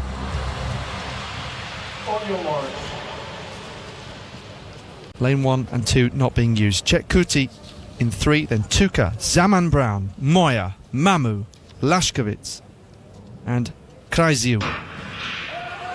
So the men's 800-metre A race, looking for maximum points once again. That time that's been set by Alex Sanyan of Armenia in the B race, 1:53.92, as Phil just said. And if you've just joined us, all based on times effectively as an aggregate result across A and B races. It's Cetcuti that's leading the athletes out, and he's the only man that hasn't ever gone sub 150, 151.76. So perhaps by trying to lead off this pace, he can push himself to a lifetime best.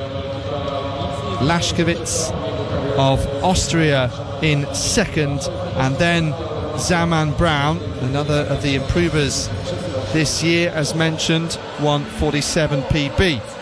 54.86 then at the bell.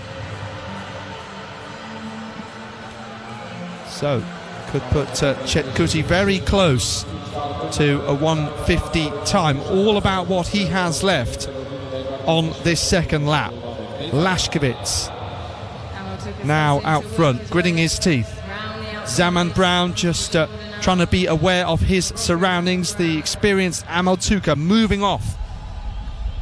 And will he go into the distance? Will anyone be able to catch him? You can't miss the bright yellow vest of Moya of Andorra, who's trying to get into second. Great battle with him and Rocco Zaman Brown. But Amel Tuka here ahead of Moya, Bosnia, from Andorra, from Ireland, 1:49.25. And that is exactly what you expected Amel Tuka to do. Experience paying dividends, similar to the timing of Luisa Geiger in the 5,000.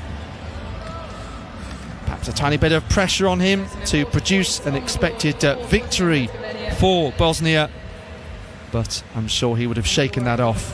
In any case, maximum points for the Bosnians in the men's 800 metres. Yeah, it's a very good result indeed for Bosnia and Herzegovina. Here we see the opening stages of the race. Cetcuti from Malta deciding to head to the front for much of the first lap. Very competitive at this stage, nobody really out of it. This is a good calibre of competition at this third division level. A couple of men starting to drift off, and then Amel Tuka hits the front, and the class of the two-time World Championship medalist, 2015 and 2019, he stood on the podiums, just showed there. And Tuka, well, he's now 32 years of age, but he's still got a really good turn of speed in those legs. Very proud Bosnian. Winner in 1:49.25.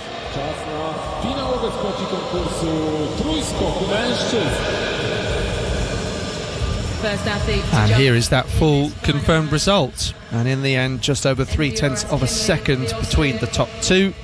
Zaman Brown third for Ireland, just like they were in the women's 5,000. And there we are, all 14 in that event. Okay, so Austria were fourth with Lashkevitz, and they're also fourth in the triple jump through Kingley. So it's as you were last time we looked.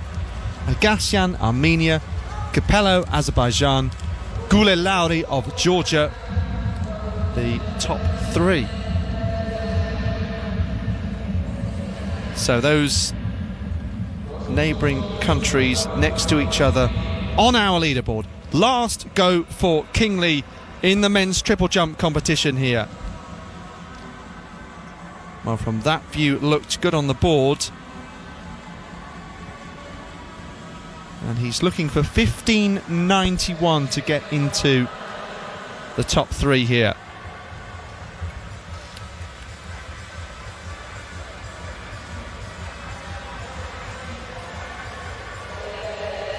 Springy and solid through each phase. 15.38 so far.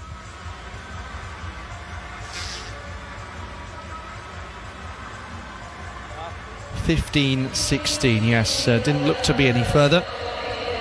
Started off the competition very strongly. Not as good at second half.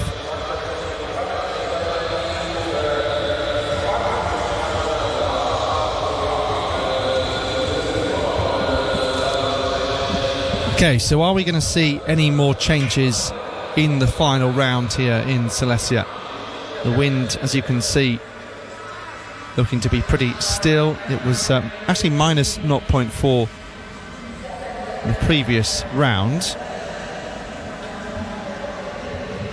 Capello squinting as though the sun's in his eye as he prepares to have his last go. Only that one valid jump so far. 15.91.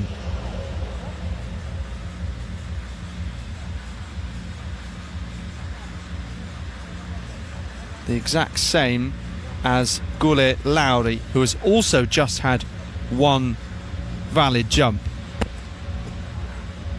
And that may well be another red indicator. Oh, it is green. Look very close.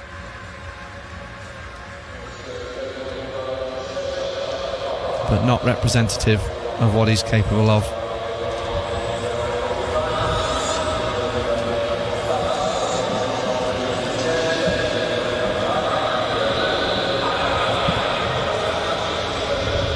Well, on a day where some of the other experienced athletes, as we've commented, have triumphed, Geiger and Tuka. Capello coming on a little short, but such is the quality that he has, he remains in second place for now. We're actually waiting to see whether Goulet Lauri is going to take further part in this competition, because I think he's actually passed at everything since the first round.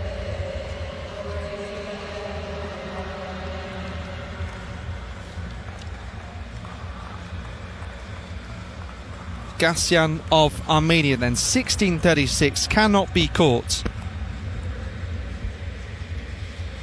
Again, very close on that board. But a successful competition for the Armenian.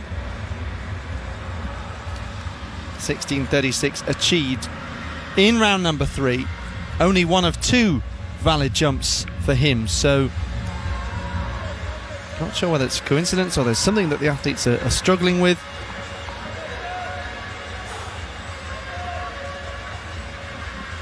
A few really finding their rhythm here.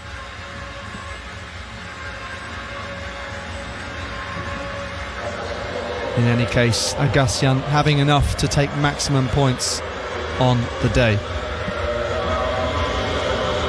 Following up his win with 16.77 it was in 2021 as part of the 3rd league. Yes, we used to call them leagues, now it's divisions. That's the proper nomenclature.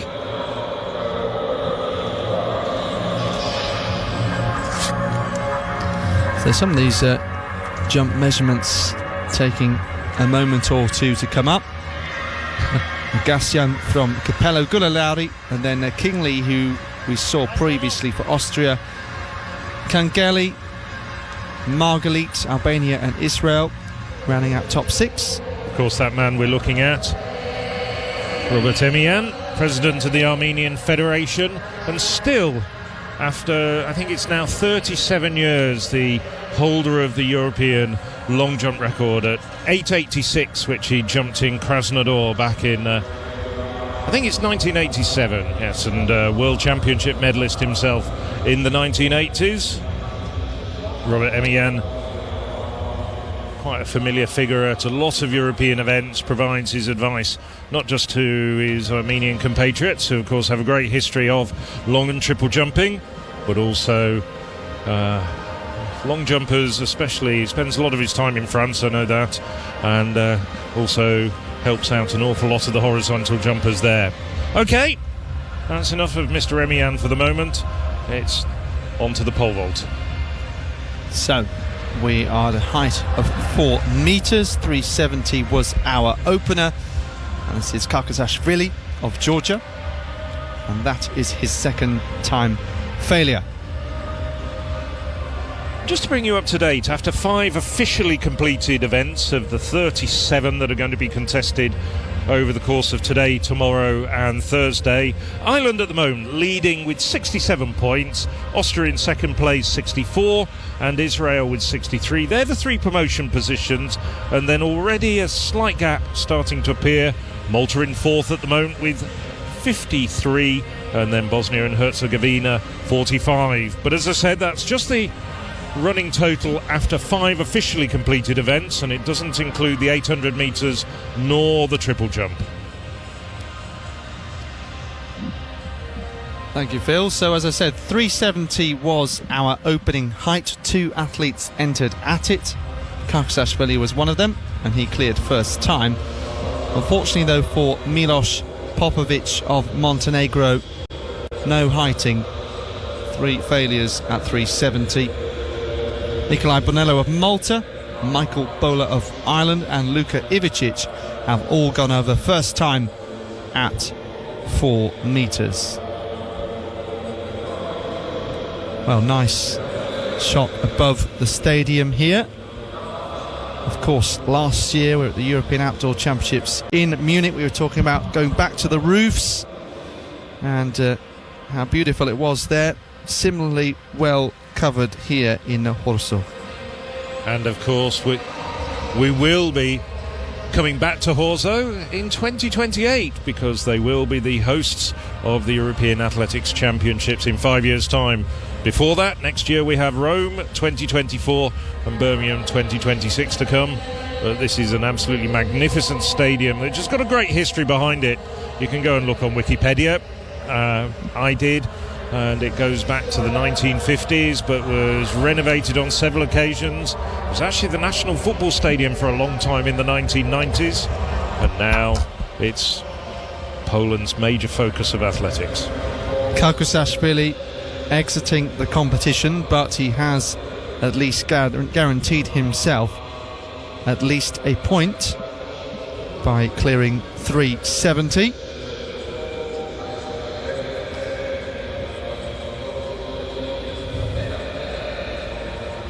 Yes, as you're saying, it's a magnificent stadium, and or also even a magnificent stadium. magnifique. Your French is coming out. You spoil us, sir. Give it a few days, perhaps a bit of Polish. But yes, and also I think quite rare to have a European Senior Championships in, I think it's fair to say, that isn't inside a major city.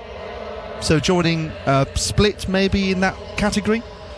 Yes, I mean, this is a I mean, from a football perspective, it's a UEFA Category 4 stadium, so one of the very best football stadia in Europe.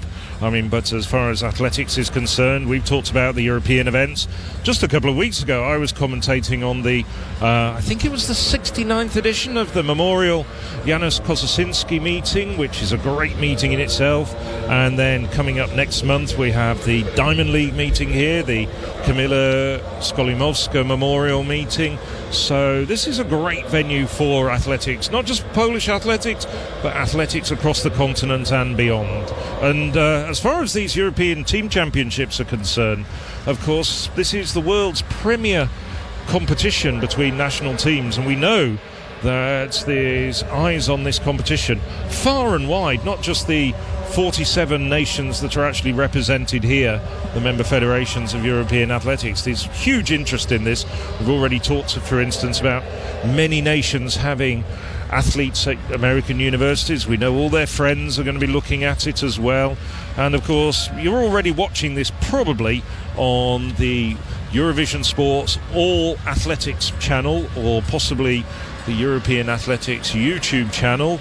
But you can also get all the results as well on www.european-athletics.com, and that will guide you to lots of other content on our digital channels. Bonello of Malta. Whoa, look at how much extra height he had, but then so disappointingly bringing the bar down.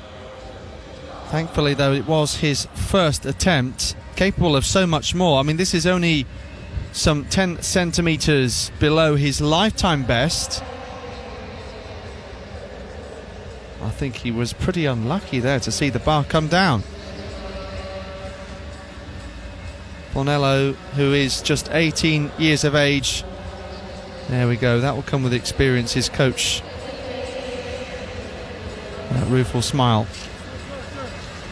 Well, I hope we see Mr. Bonello in a couple of months' time at the European Under-20 Championships coming up in Jerusalem. Alex and I were in the River Gam Stadium 10 months ago for the European Under-18s. Terrific facility. Israel, great hosts, and of course Israel represented here.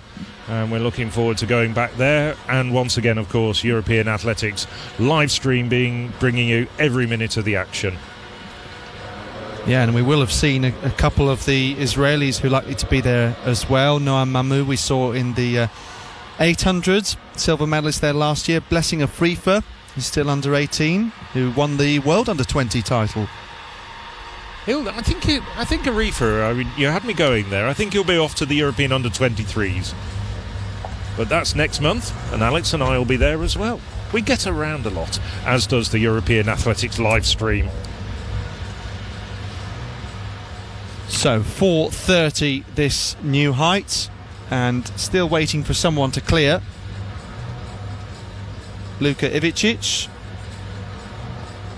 of Bosnia. So up to that 12 o'clock position, and not quite as much height as Bonello, but still the bar came down as gravity started to pounce, and he was on his way down. Ivicic, who's 19 years of age, won his first national title outdoors last year, 440 at best, 20 this year. And quite a few athletes yet to enter the competition, particularly those with PBs over 5 metres.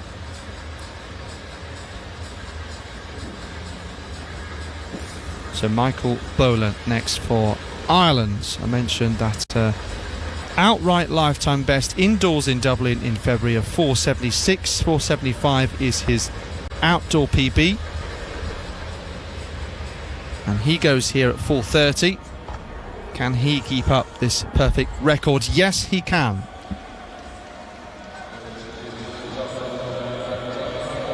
Well, some of his recent success has been quite impressive. Lifetime best outdoors goes back to Bedford in 2018. Well, we'll rejoin the pole vault very shortly, but the next event on the track which will start in a moment's time, is the men's 3,000 metres steeplechase. So, some names on this list, including quite a few who were successful at the Games of the Small States of Europe. Another gong for mentioning that. You'll hear that name a few times Representing Austria. in the third division, no doubt. Balkan Championships as well. We're looking here at Tobias Rattinger, 25-year-old Austrian. 20 seconds improvement for him this year. Representing Andorra, the European Under-23 bronze medalist. Nahuel Carabanya of Andorra. Here is their first ever medalist at the European Under-23 Championships, where he won bronze. And I believe he also won the Fair Play Award at the European Athletics Golden Tracks Awards, helping a fellow competitor.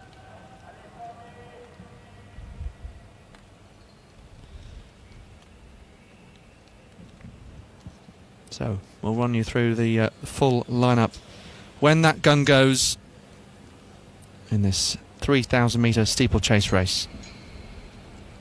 13 athletes lining up.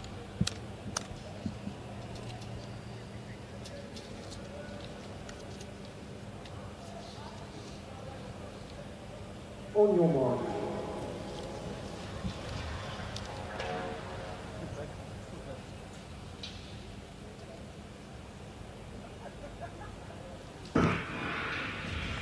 So we could well see big gaps in this race, just as we did in the women's 5,000 metres, where Luisa Gega won for Albania ahead of Lona Hemtai-Salpeta of Israel, and they had nearly lapped the whole rest of the field. It was Richardson of Ireland in third, who was the only person on the lead lap, some 300 metres and more behind, but still a very respectable top three positioning behind two European senior champions. So also in this, Luke Mikalev of Malta, who was third at those Games of the Small States of Europe. 9.16 he's improved to this year. So, by the way, personal best ranging between around 8.20 to 10.20. So hence why we could see big gaps, particularly as those high hurdles begin to take their toll on the athletes in the latter phases of the race. Bledar Messi is Luisa Gega's compatriot, the Albanian. Genk Isufi of Kosovo, Finlay Daly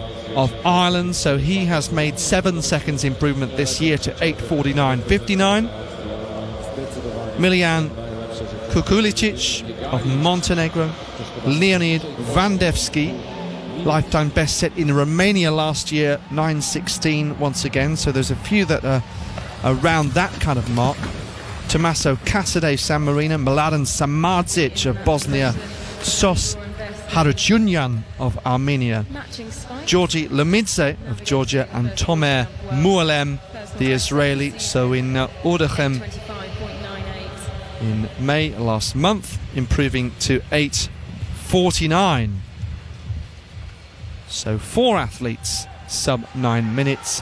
Opportunity for others to take advantage of this international championships to join them, as we commented on the brave Maltese athletes trying to lead from the front and make it a faster race in the men's 800. Wasn't able to get that PB in the end. He just faded on the second of the 2 laps. Carabanya leading them out here. And he's someone who, as we said, does have good international pedigree, as well as the first medalist for Andorra at the Under-23s. He was also their first ever finalist. So over this water jumpers, we prepare for the athletes to come through with 5 laps and 2K to go this time when they come through. Michael Bowler of Ireland and Mikel Vilches-Vendel of Andorra, the 2 athletes. Over 4 So just coming up to the 1 kilometre mark. 2:58 unofficially. And a good pace, just inside 9 minutes. That's personal best pace for a couple of these men, but it's still Rattinger at the front, leading for Austria, doing a very good job at this stage. And Carabagna, as we'd expect, very close by. They're the two quality athletes in the field, as Alex was explaining, both men having run under 8 minutes 30 this year.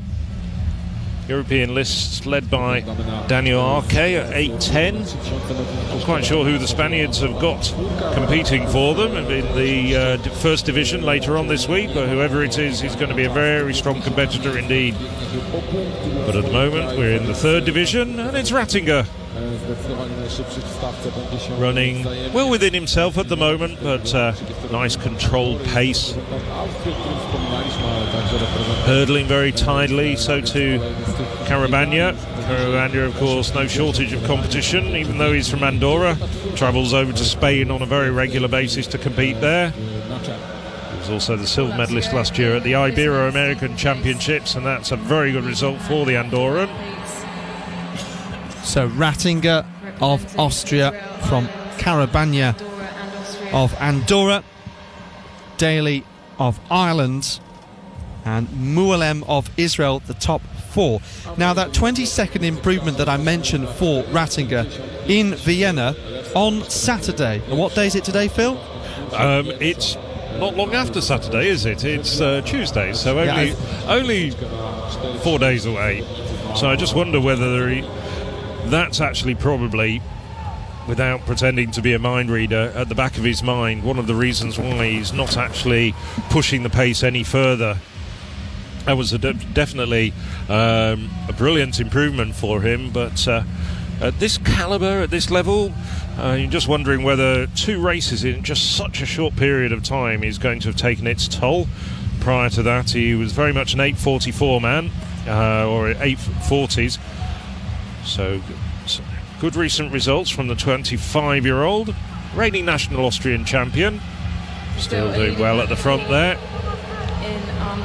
Yes, winning that title in Graz last month. Incidentally, the Austrian record goes back to 1999 in the World Championships in Seville, set by Gunther Weidlinger, 8:10, and he was a former European under-23 champion. So Rattinger perhaps looking up at the big screen there, and he'll see that there are 4 athletes behind him, and it'll probably then be difficult to work out who else is on the lead lap for him. I can tell you that Luke Mikalev of Malta appears to be in 5th place, some 50 metres behind our leading quartet. Well, they haven't perceptibly increased the pace, still on course for just inside 9 minutes. I made it about 6:02 unofficially for that second kilometre check park. So as they come up, they'll be seeing 2 laps to go, 800 metres to go, and it's very much as you were. Now up the front, it's Luke Mikalev. I should say Finlay Daly, sorry, my apologies. The University of Galway student now taking the lead. Finlay Daly, personal best of 8:49, so he's not that far off his personal best. Obviously feeling good at the moment. The Irish steeplechaser at the front, and he's starting to draw them out a little bit. There has been a bit of an increase in pace as they come up, going down the back straight for the penultimate time. There's still a group of 4 men involved. Carabagna now tracking Daly. So Daly having a good run, and Rattinger maybe just starting to feel that 8:29 run from 4 days ago in his legs. Yeah, it was over the water jump last time around that he just appeared to be losing a bit of momentum. I always think you have to be very careful to read into facial expressions too much, but it is fairly obvious when you have these high barriers, and Carabagna is the one who has gained the momentum. 1 lap to go, 7:43 on the clock. So suddenly the Andorran leading Daly of Ireland, and then Moualem of Israel in 3rd place ahead of Rattinger. Mikalev, who is also looking a little tired, just crosses the line now. So that's a sense of the gaps between our top 5 as we see this long camera shot just giving you evidence of that. Now, top 4 filling pretty much your whole picture. So Carabagna, a great victory this would be for Andorra. As we mentioned, European under-23 bronze 2 years ago, but on his way to take maximum points as Daly holds strongly in second place and tries to pick up his pace. Carabagna won the games of the small states of Europe, and now he wins here at the European Team Championships in 8:48.8 from Daly. So 15 points, maximum points to Andorra. Realistically, they're not going to have too many victories over the course of this third division, but one to celebrate there from Nahuel Carabagna. A good run from him. Really just starting to show very well. Wouldn't be at all surprised if in the coming months, bearing in mind that it was only a week ago that he set his personal best of 8:25.98, national record of course, for Andorra. Wouldn't be surprised if he gets below 8:20 during the course of this season, perhaps towards the end of the year. And of course he has essentially booked his ticket. They've got some other good competitors, like we saw Paul Moyer in the 800 metres, but he'll be, I'm sure, competing for Andorra at the World Championships in August. Just gravitated out of the under-23 ranks now after that medal 2 years ago in Yevla. But he's doing a good job for Andorra. As the last, as we see on the replay, but the last of the competitors are still out there.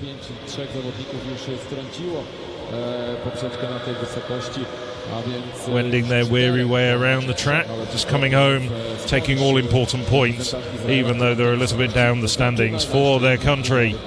And really, that's the beauty of the European Team Championships. Here's a replay of the middle stages of the race with Rattinger at the moment in the front. Every point really does count, especially if you're in promotion contention, or if we're looking at the first and second divisions, relegation is threatened.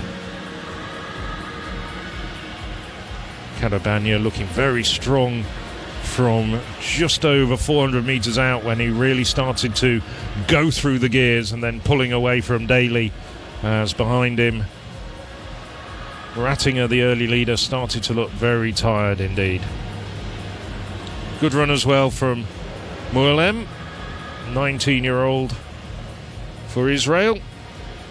Another man we're going to see later in the year, in about 4 weeks' time at the European Under-23 Championships. Full result there. Carabagna from Daly, from Rattinger, who actually found something right at the end of the race to beat Moualem, who had gone in front of him. Back to the pole vault. So Bowler at 4:55, 2 failures now for him. Only other athlete to go over 4:30 is Mikel Vilches-Vendrell of Andorra, so that's interesting. Bonello had so much height at his first attempt at 4:30. Looked like a formality if he could just pull everything together, that he could do it with one of his next 2 attempts. Unfortunately though, out of the competition. And same for Luka Ivicic of Bosnia. So not everyone has entered yet. Bowler 2 failures at this height of 4:55. Here is Vilches-Vendrell at that same height. Well, he didn't come up with too much speed and momentum, first of all on that runway.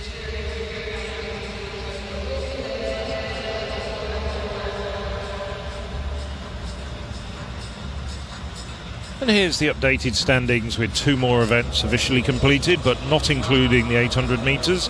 After 7 events of the 37 events, Ireland still leading the way with 89 points, but only 1 point back. Austria in second place. Israel third at the moment with 81 points. Those are the 3 promotion positions. Malta still challenging at these very early stages in 4th place with 71 points.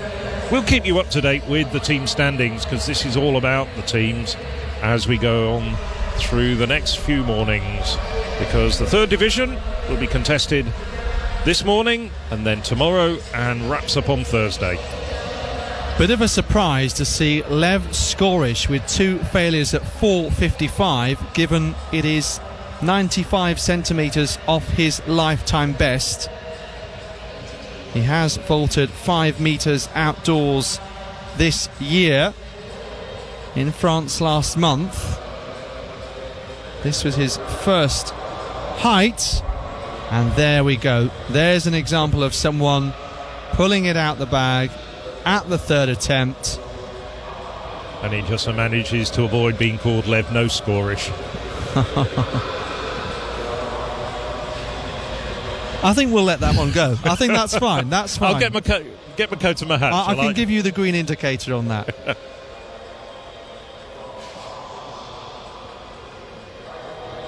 Phil Minchell will be writing Christmas cracker jokes from April onwards.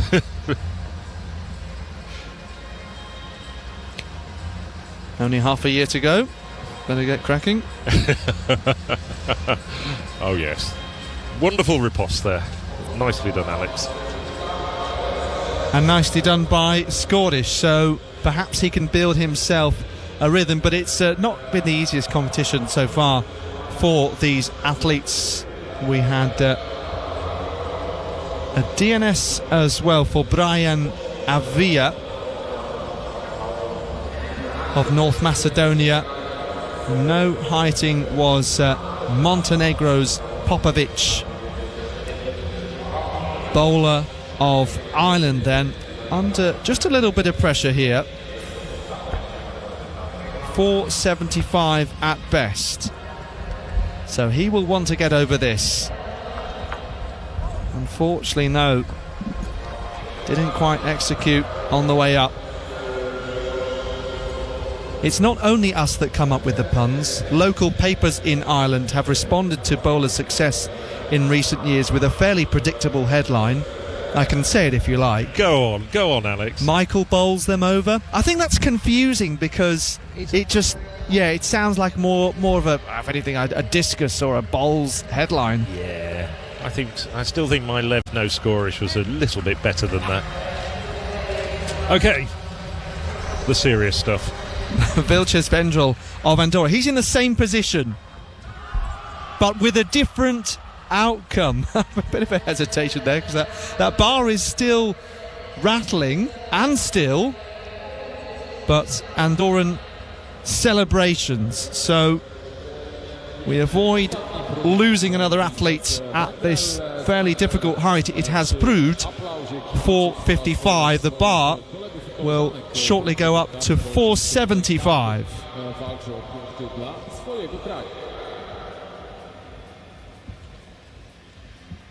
So it looks to be that Skorish and Vilches Vendrell are the 2 remaining, having vaulted, but Alexander Auer appears to have not yet entered the competition.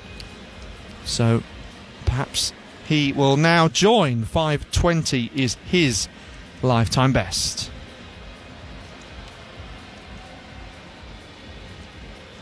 So now we get underway with the last field event of this morning, the women's hammer.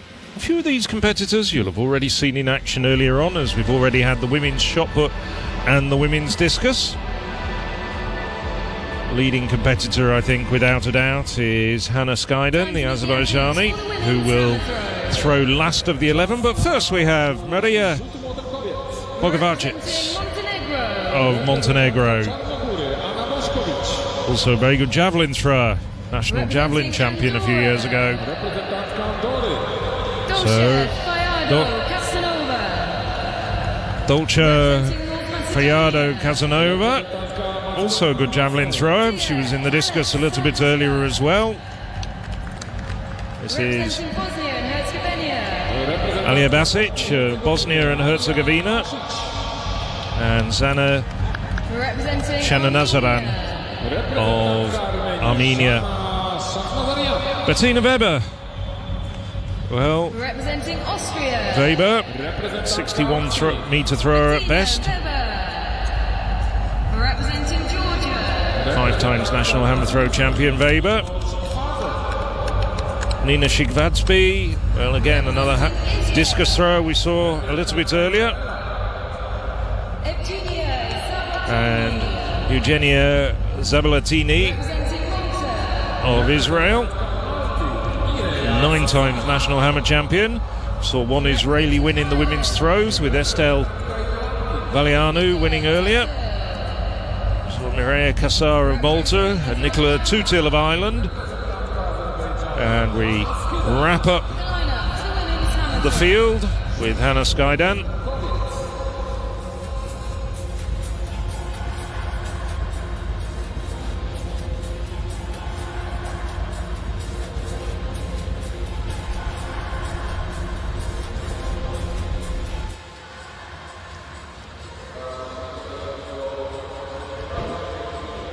Back in the pole vault. Here is our of Austria. We're wondering where he got to.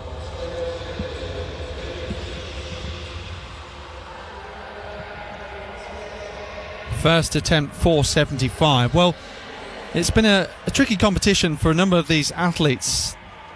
I wonder how this Austrian will fare. First attempt 475. Well, looks supreme. Entering late in the day, fashionably late. And first time over 475.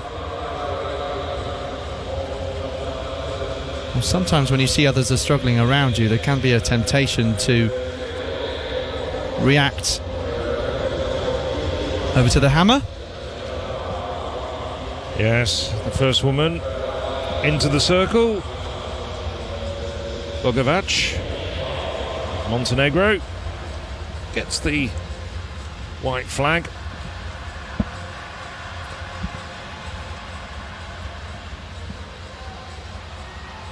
Not particularly quick on the circle. Bogovac.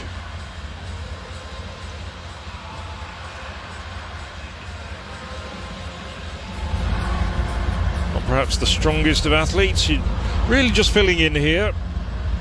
43.47 though. That's a fairly decent performance for somebody whose main event is the javelin.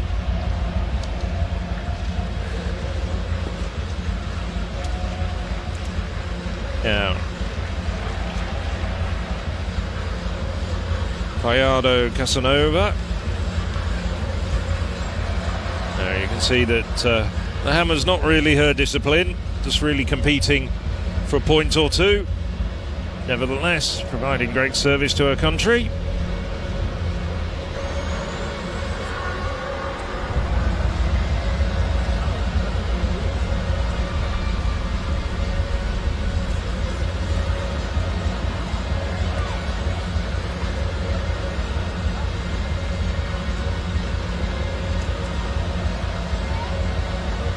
Just waiting for the mark for the Andorran. Finished 12th this morning, so did pick up a few points. She wasn't last in the women's discus. 23.70. Phil, you've competed in team fixtures. Were you ever asked to compete in an event which wasn't your main event or was far removed from your main event? Oh, when I was a teenager, yes, often in the National Young Athletes League, as it was back in the 80s, and the Southern League. Yes, I did actually throw the hammer. I managed to get it over about, I think it was about 27, 28 metres. So you pitch in for the team. Yes. As we look at Tia Alexovska of North Macedonia.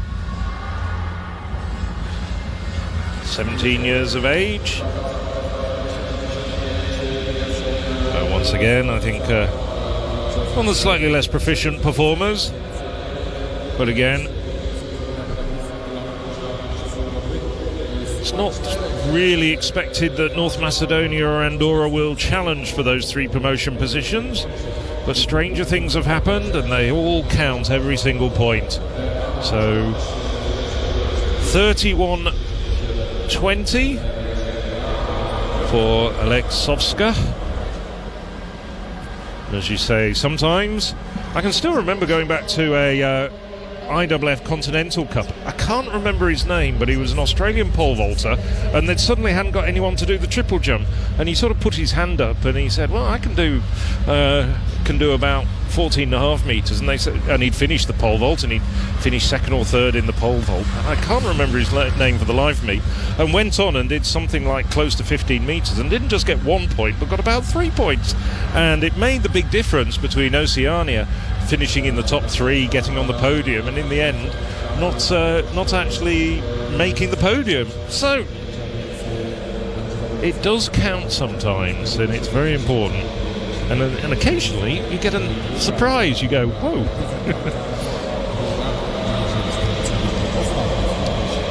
So, Aya Basnic, not far from a personal best this year, 59.24. Basnic takes the lead, 53.14 at this stage. Basnic might well see her at the European Under-23 Championships next month in Espoo. 4 times national hammer throw champion for Bosnia.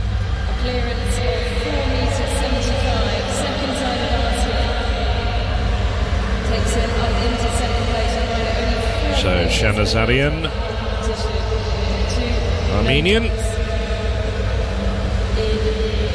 attempts at 4.55, second time battling over 4.75. Last year set a personal best at 39 years of age of 54.17. He's also a major in the Armenian police force.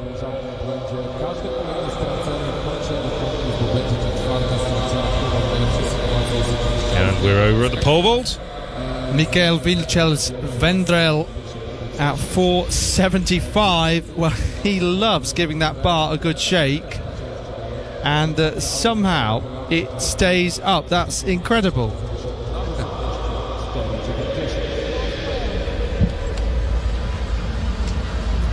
Just to say, by the way, I can't remember the Continental Cup moment you referenced, but an Australian who was pulled into a 4x4 after already having won 3 medals was Sally Pearson at the 2010 Commonwealth Games, and nearly winning a 4th medal of those games at the time. And she was praised for her agony that she said that she went through, agonisingly finishing 4th in that. The one I was remembering, I think, was the 2002 World Cup in Madrid. I can remember it because it was also one of those occasions where it just pelted down the whole time. The rain never seemed to stop the entire 3 days. But, now we look at Bettina Weber.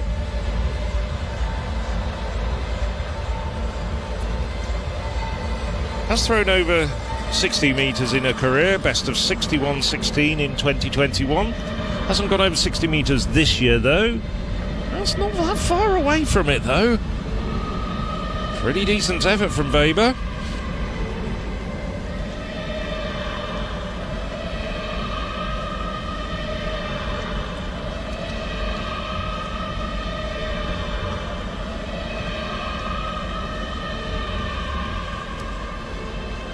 Weber, long pull, quite quick in the circle, 58.19.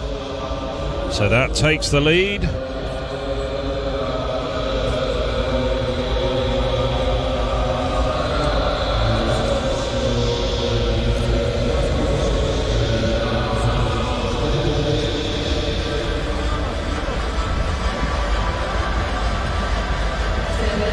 This is Shikvadze. Hasn't thrown this year, but 67-metre performer at her best. No, that's well short of the 60-metre line, though. That's probably closer to the 50-metre line. Scorish in the pole vault. Yes, so he passed at 4.75, which Auer cleared his first height of the competition. Let's see what Scorish does. Just veered off to the right-hand side, lost height, bar came down. So Scorish passing 4.75, then Auer of Austria has passed at this height of 4.90.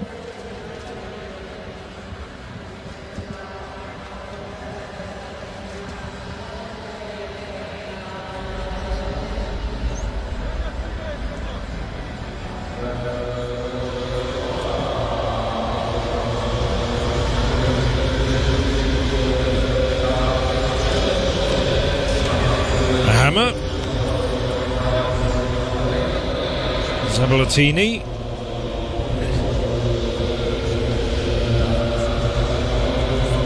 So this is an important event for Israel. Lying in third place in the team competition at the moment. They want to keep up the good point scoring at this stage. Aleanu won the discus, got third in the shot. Now it's the responsibility of Evgenia Zabalatini.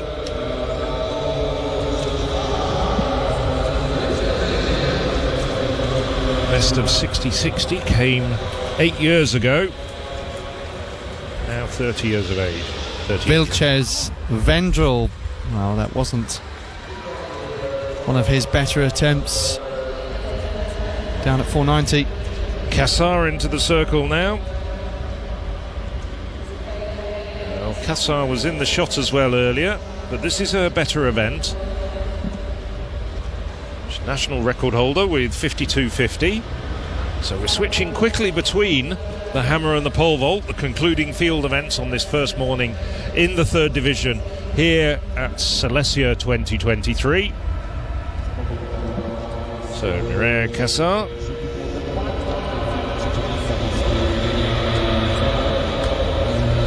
Finished in 11th at the European Throwing Cup.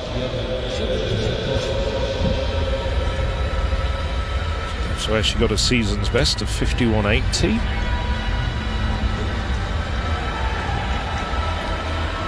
Just waiting for the mark to come up.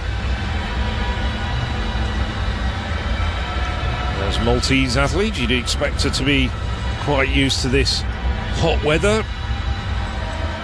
Getting close to the high 20s, 27, 28 degrees, 46.31 for Mireia Kassar. Now, Nicola Tutil going into the circle. Improved in April to 66.57. Could be in medal contention at the European Under-23s coming up next month. Oh, good technique, very quick in the circle, and a good pull on that.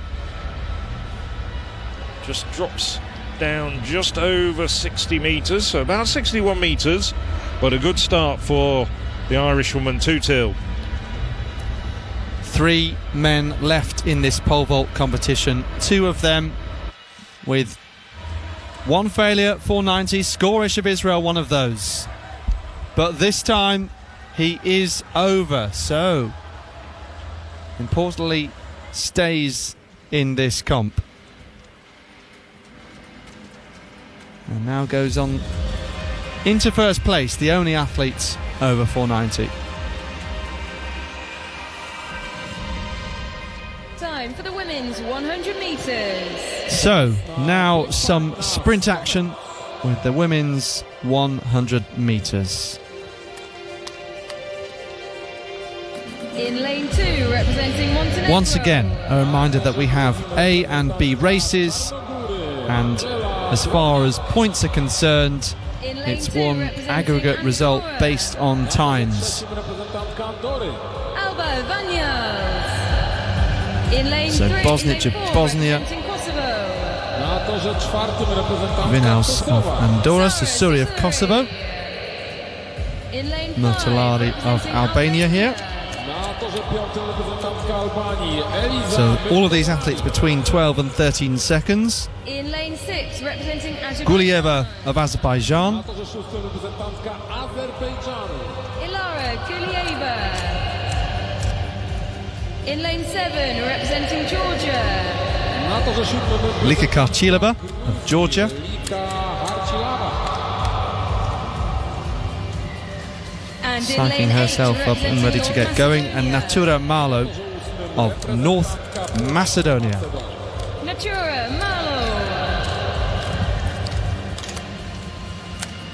The lineup for the women's 100 metres. Bieg B. 100 metrów kobiet. Pań.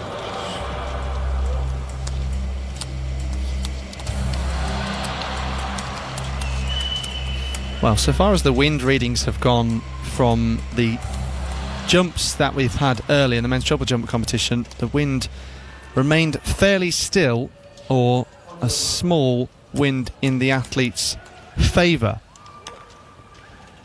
However, they did jump in the opposite direction, so it'll be interesting to see what sort of times we might get here. But the conditions fairly good, and sprinters tend to favour slightly warmer conditions just to get the muscles going.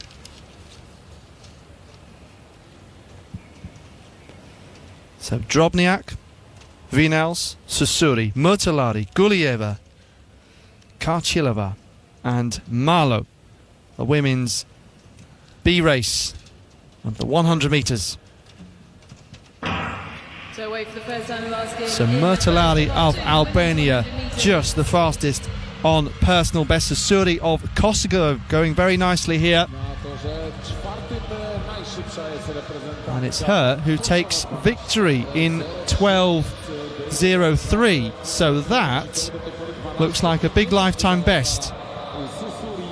And a national record as well for Sara Susuri. Taking the win. Will turn 19 later this year in September. Murtalari just outside her lifetime best of 12.33, 1/100th of a second off that.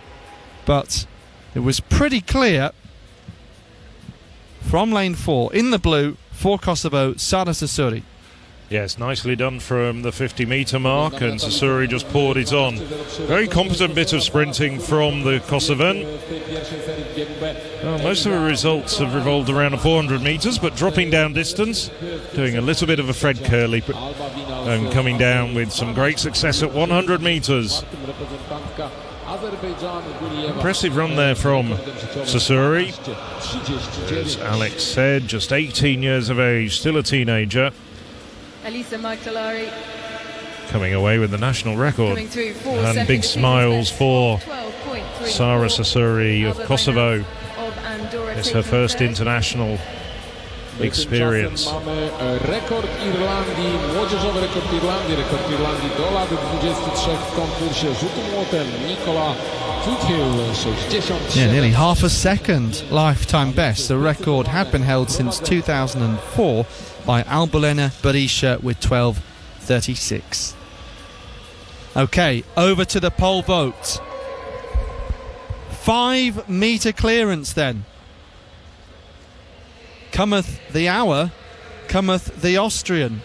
And having passed at 4.90, now he returns to the lead.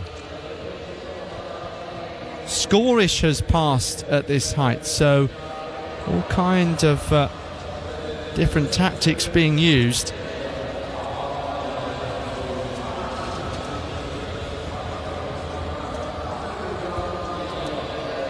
But Alexander Auer of Austria is the only man clear at 5 metres. He's the only one to have attempted as well. So in the hammer, Alexovska.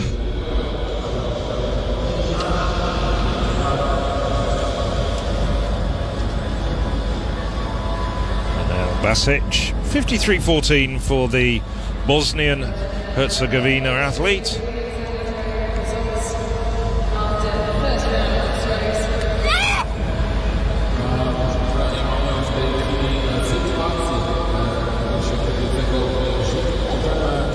She just walks out. Red flag for the Bosnian, who lies in 4th place at the moment with that 53.14. Nicola Tutil with that 67.65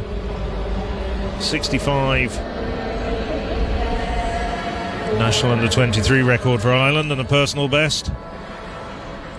She leads the way at the moment. Hannah Skyden, who we didn't see, the Azerbaijani, who's perhaps the favourite, just throwing just over 61 metres in the first round. Skyden in 2nd place. The Azerbaijani.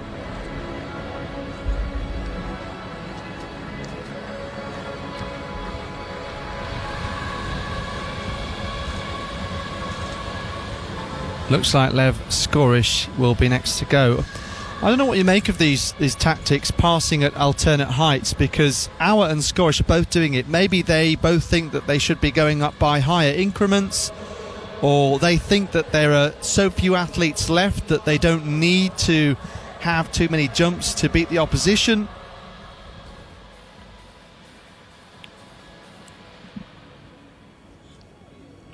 But it looks like we will see Skorish go next at 5.05. So that's the start list for the Time for Heat A of leading heat of the women's 100 metres. The last women's event on the track this morning.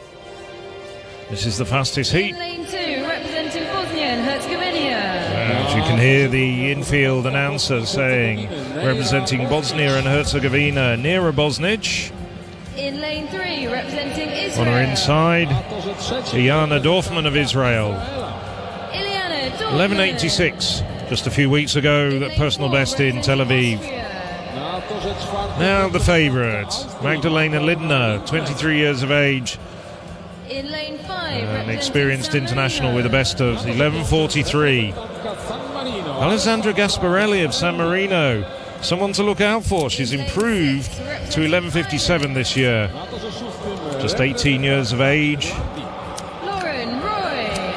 Lauren Roy of Ireland In lane 7, is in lane 6. It's also improved, 11.61 this year. The very experienced Maltese international, Charlotte Wingfield. And then on her outside in lane 8, Mariana Bagyan of Armenia. The lineup for the women's 100 metres. Look out for, I think, the lanes 4, 5 and 6. Lindner, Gasparelli and Roy of Austria, San Marino and Ireland respectively.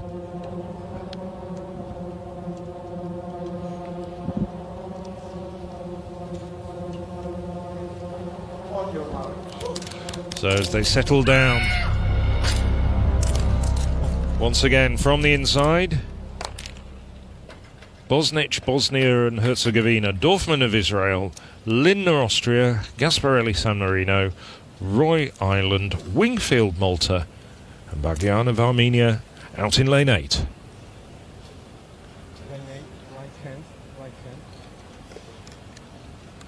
Checking everybody's got their fingers behind the line.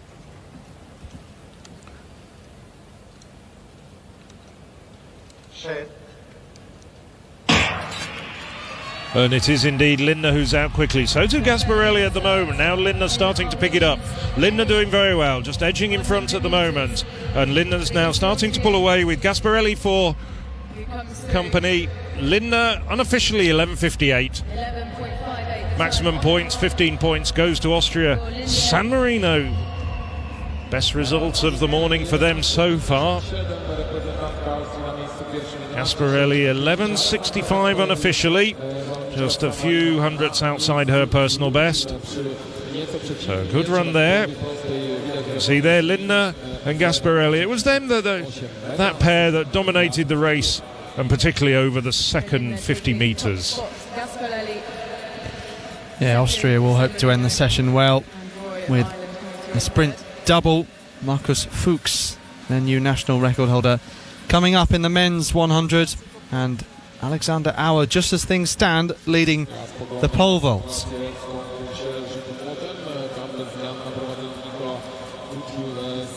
So good technique, good sprinting from Lindner. Gasparelli slightly more untutored, but quick on her feet, coming home. Good result there for both Austria and San Marino. Pleasing outcome.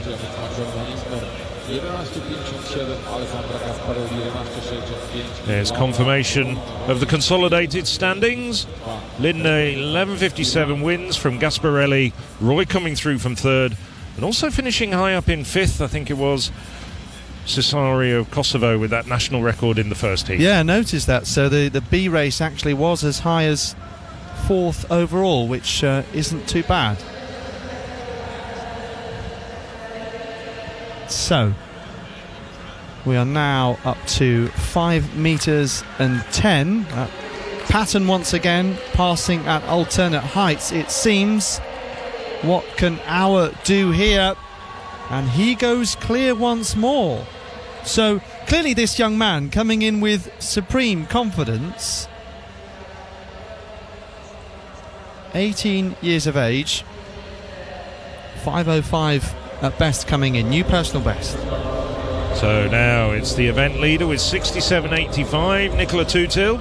Irish under-23 record with that personal best in the first round.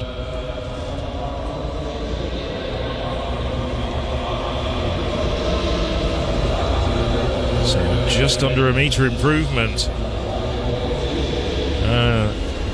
Just looking at it, staring at it. It's going to be measured. Drops down though at about 60 metres.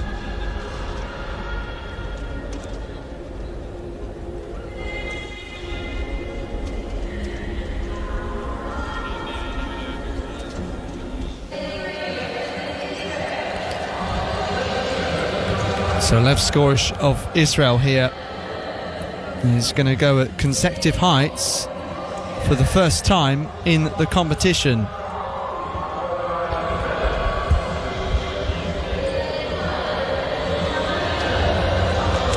Actually, just seeing that replay. Hannah Skydan languishing, if that's the right word to use, in second place at the moment, and she spins out. Red flag for the Azerbaijani 2016 European Championships bronze medalist. 61.05 to her name at the moment. She's still in second place. Yeah, confusing to follow this pole vault competition, I think it's fair to say, with all the passing that's going on. And Michael Vilches-Vendrell, who we saw previously of Andorra, appears to have taken no further part in the competition after just the one failure at 490, and there was no passing at the previous height, so not appearing to have passed two consecutive heights either. So either he's retired or just the information is yet to come through and update itself. Lev Skorish, that was the replay that we just saw. One failure at 5:05. So back in the hammer throw. And it's Andorra's Dolce Friado Casanova. She's enjoying herself.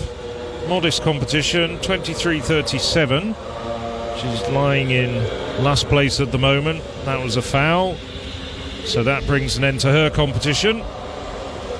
As I say, with a few countries not represented in the women's hammer, she will pick up 5 points. Have to do a bit of mental arithmetic there. Yes, it is 5 points for the Andorran. And Alexovska in a similar position. She's in 10th place. Guaranteed 6 points at the moment for North Macedonia. No. Not expecting too much from Alexovska. Just 17 years of age.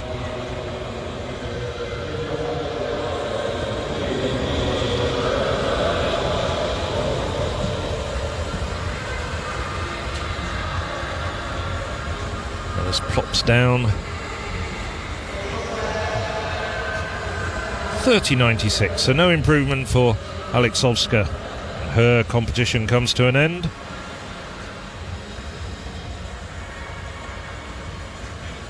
It's now Alija Basic of Bosnia and Herzegovina. Well, still very much in contention. She's as good as guaranteed 3 further throws. 53.14. Lies in 5th place at the moment, the Bosnian. That don't think was quite as far.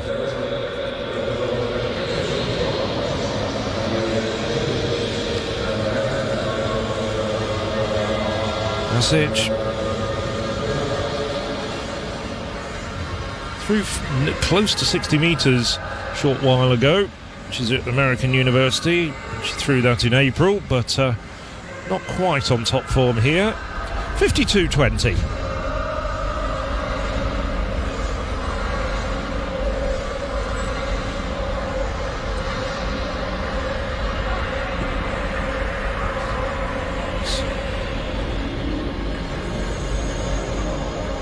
Now it's the turn of Zana Shanazaran. 6th place at the moment. 46.33 for the Armenian.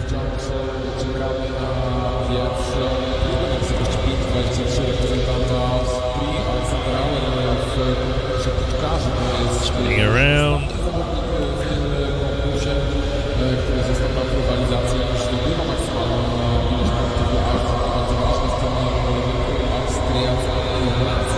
He was also in the shot earlier this morning.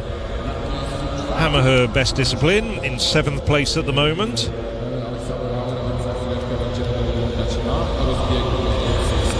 Now Bettina Weber 3rd at the moment with 58.19. Like to get over 60 metres for the first time this season. It's not going to do it.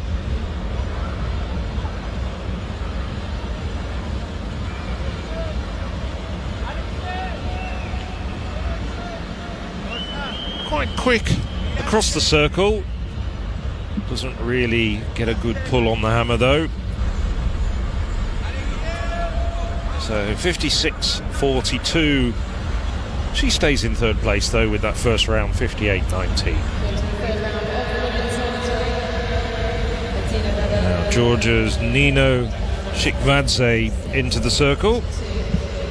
3 times Georgian champion. Has a best of 67 metres.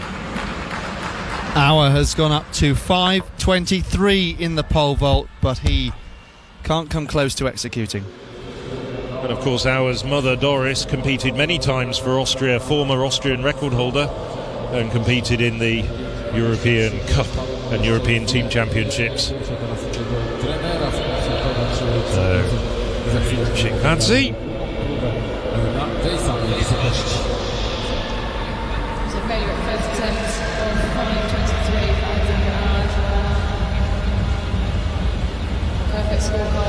So just shy of the 50 metre mark.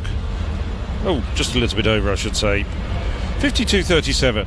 So that moves her up a couple of places to 6th place at the moment.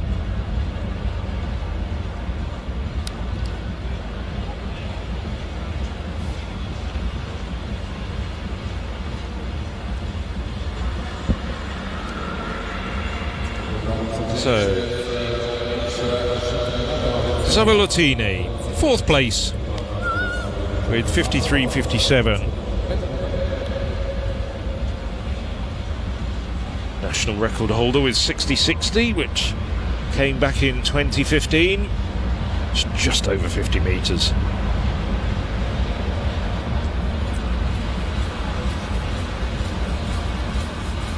So still the men's pole vault and women's hammer going on out in the field at the moment. Nice shot there of the Silesian Stadium, the Selaski Stadion, as we now turn our attention to the track. Time for the men's. And it's the men's 100 metres. This is the first of 2 races. So the 6 men In lane 3, Not the quickest of men compared to what's coming up in the final heat. But on the outside we have Leon Thaki of Kosovo.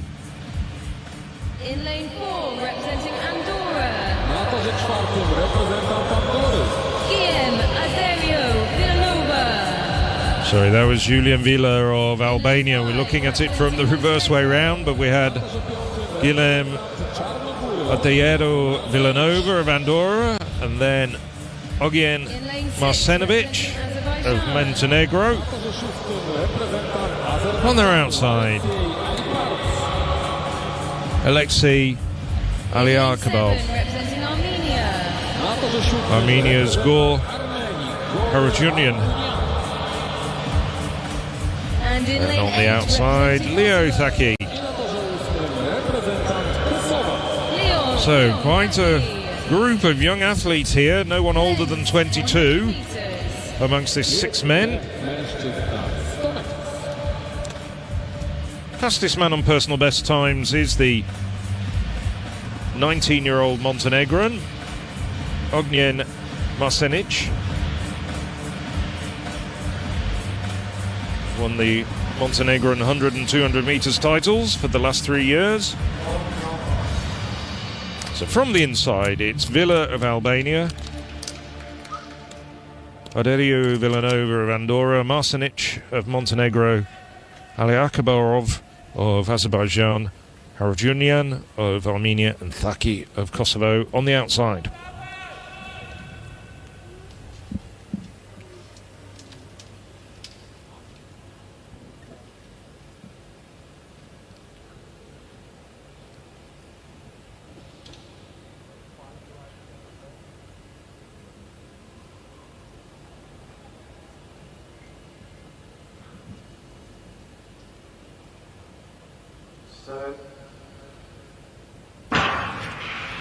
The first of our men's 100 meters. And it's Marsenic who's out very quickly at the moment, but Andrea Villanova up on his shoulder.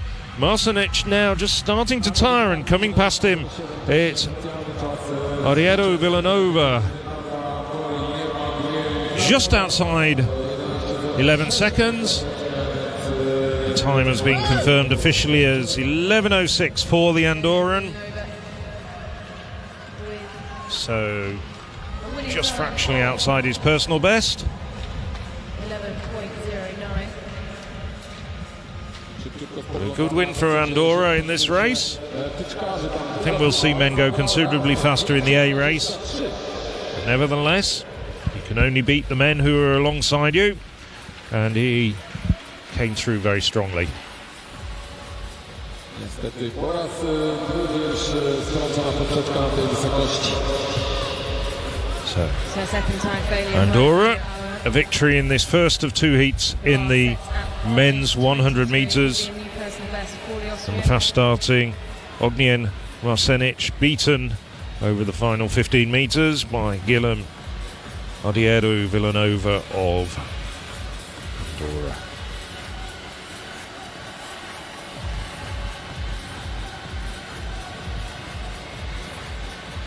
There's the result. Confirmed. Guillem Aderio Villanova 11:06. Marsenic of Montenegro just 300ths further back. Julian Villa of Albania taking third in 11:21. Yeah, you'd expect most of the men in the A race to go faster than 11:06, but we wait and see. I note that the San Marino athlete Sansevini is in the A race, having won the game. 11.06. And we've seen Sansevini indoors more than outdoors. He's very quick over 60 metres. Quite a useful athlete, Mr. Francesco Sansevini. But I think the 100 metres is going to be a good race as we look at Hannah Skyden go into the circle and release her third round effort in the hammer. Still in second place at the moment behind that very good result in the first round of 67.68. Skydan, well, Zakończyła się trzecia kolejka, więc 18. that's well over 65 metres. I'm not sure it's as far as Nicola Tutil's 67.85 though. Się zostaną z nami nastawienie śląskim na próbę szóstą. No, not quite. 66.47. 67. So an improvement in distance, but not in place. There's the event leader at the moment. Last year's World Championships under-20 finalist.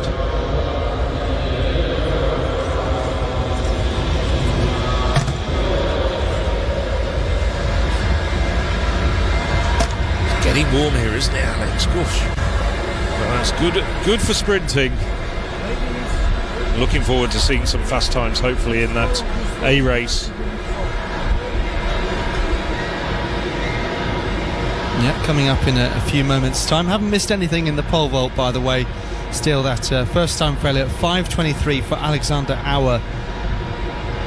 And we're just waiting to see if he's going to have another go at this height. But it looks for the moment that Skorish and Vilches Vendrell taking no further part in the competition.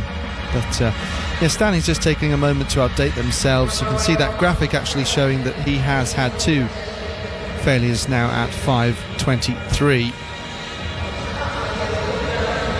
I know there has been a lot of passing of heights involved, but looks though Auer will take maximum points in this men's pole vault competition.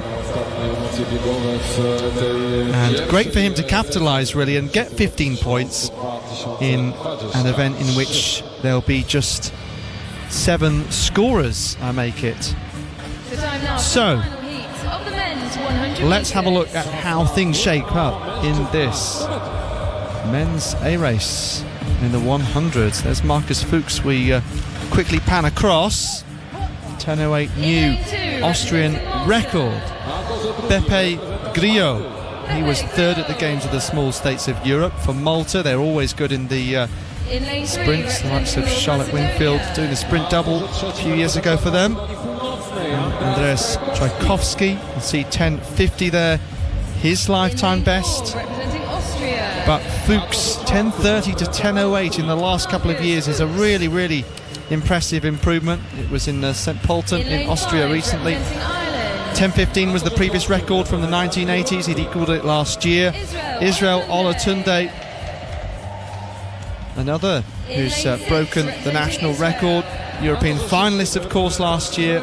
Blessing Afrifa, very talented young man. Also 19 years of age, world under 20 200 champion.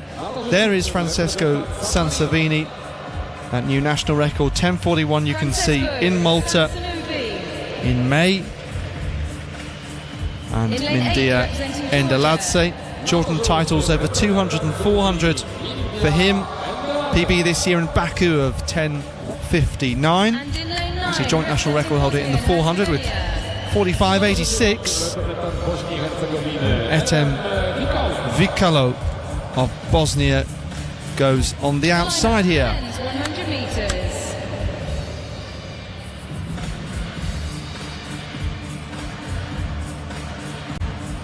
So 8 competitors getting ready to go on what will be the last track action of this morning session on the first day of the European Athletics Team Championships in Silesia.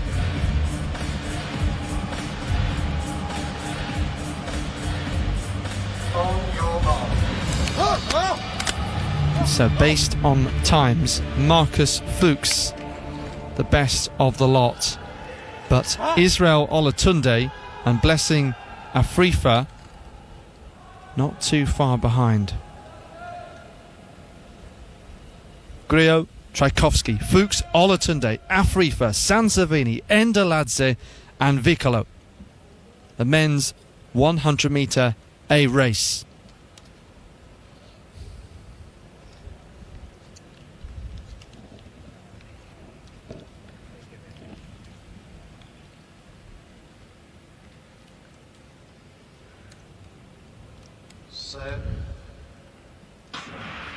At long last, the gun goes, but I'll have to have another look at that. Just keeping close eye on Fuchs in lane 4, an athlete in such great form. I was going to say that he got a good start.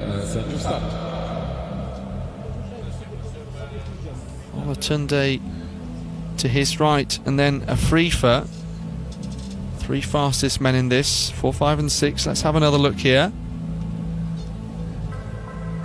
Ooh, very difficult to tell. It might have been Olatunde who was twitching.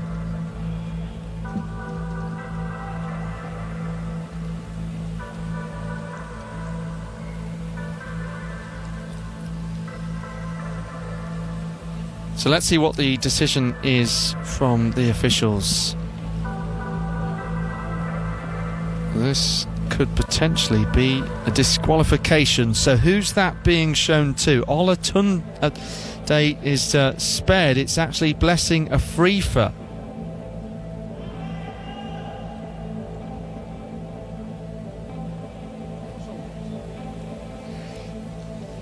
That could make quite a few points difference, sadly, for the Israeli team, because you expected him to be right at the sharp end of those standings, likely the top three as well, but he won't score.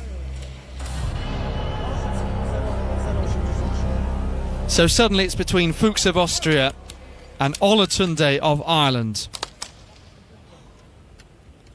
as the athletes refocus, settling again once into the blocks.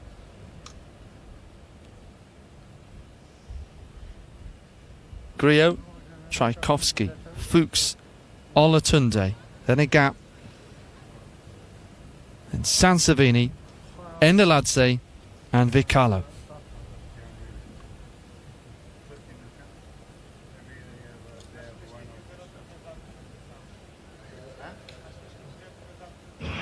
So this time the race is underway, neck and neck. Fuchs of Austria, Olatunde of Ireland. Fuchs trying to hold on and just does so in 10.36 seconds. And that green vest of Olatunde was tracking him move for move, but the Austrian had enough to hold on. Well, let's have a look at that replay again. And it was Olatunde who was away quickest. And it was Fuchs having to make up a little bit of ground, but from the halfway point, Fuchs starting to power down the track. Olatunde's technique just a little bit more ragged as he's trying to claw back, as he can just probably sense Fuchs on his inside going past him.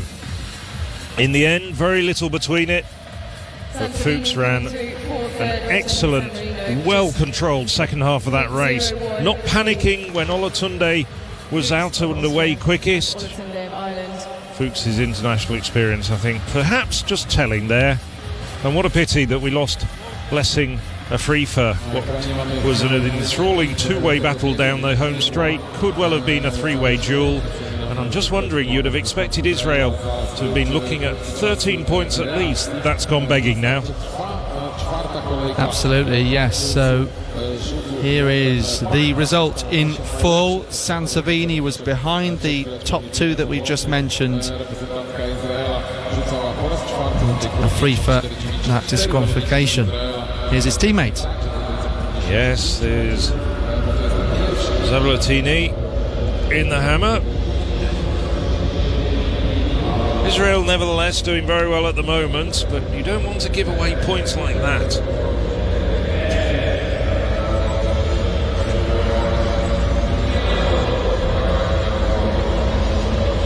So the very last athletics action of this morning, the first morning of the European Athletics Team Championships. This is Bettina Weber. Weber in third place at the moment with 58.19.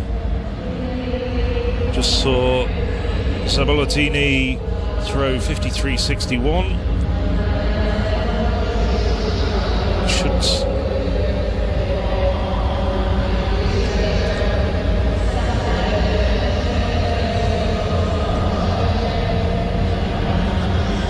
No change in the standings. Weber at the moment in third place with that 58.19 from the first round. Not far from that, 57.99. It's good effort there from Weber. And there's more than 3 metres difference between her and the woman in fourth, so Austria at the moment looking at 13 points in the fourth round. Now, Hannah Skydown. She needs to make up about 1.5 meters, just slightly less, to get in front of Nicola Tutil.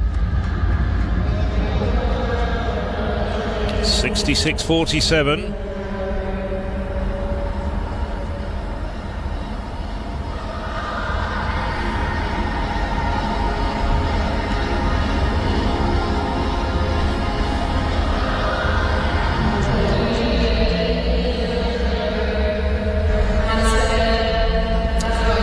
That's taken the lead. It looked close to 70 metres, 69.88. Let's put her in front. That was a very good throw indeed from Skydown. Put her in front by 2 metres. Last vault of Alexander Auer. Auer brings the bar down. His competition comes to an end.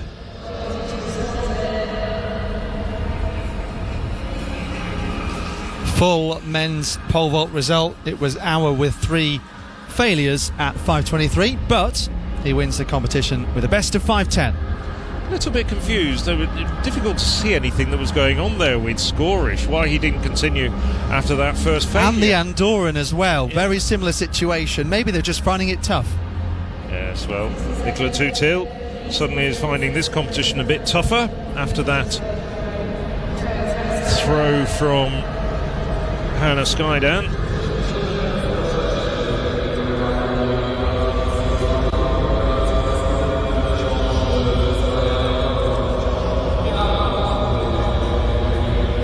Yes, it's warm out there, that's for sure. You can see Bettina Weber, sunglasses, and feeling the heat at the moment, but she's doing well in third place, the Austrian.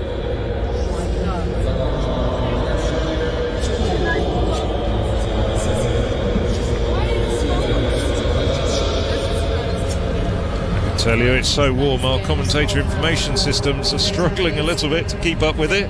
They're gasping for breath as well. Don't believe everything you say, hear about artificial intelligence. Humans like myself and Alex are still the best. We'll try and keep you up to date with what's going on. Of course, live results for all divisions all the way through this week are available on www.european-athletics.com.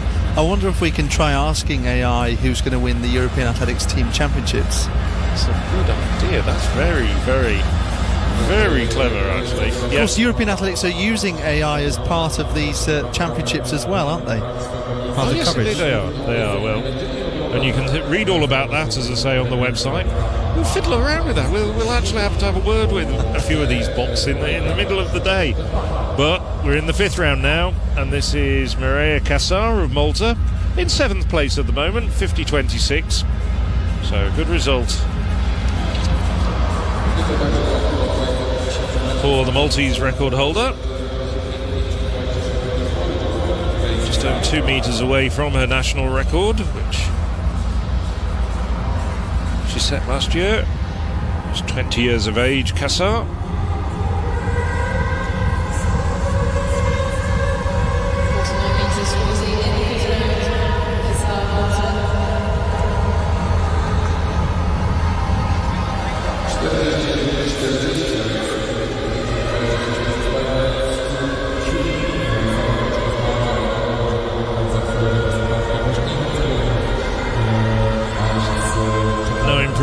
Cassar. She's still in 7th place at the moment, but good points for her. Shikvadze improved to 53.52 with the last round, but that's a red flag, as you can see. So foul for the Georgian.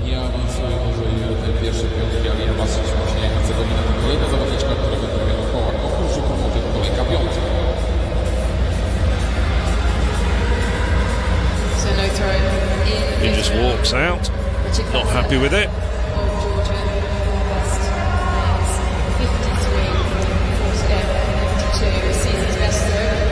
points at the moment for Georgia.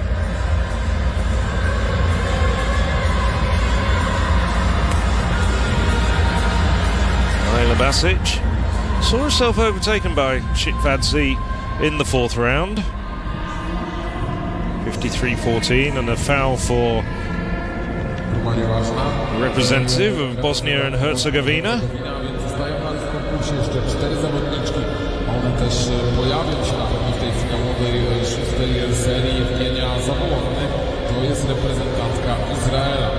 Tę chwilę na miejscu czwartym z wynikiem 54-94. Za chwilę będziemy oglądali jej piątą próbę. Basic, the familiar blue apparel of Bosnia and Herzegovina, which features heavily on their national flag. Who also very much part of the Israeli apparel. Zavalotini, 54.94, her best at the moment. Looking to better. Fourth place. 54.94. Now 38 years of age.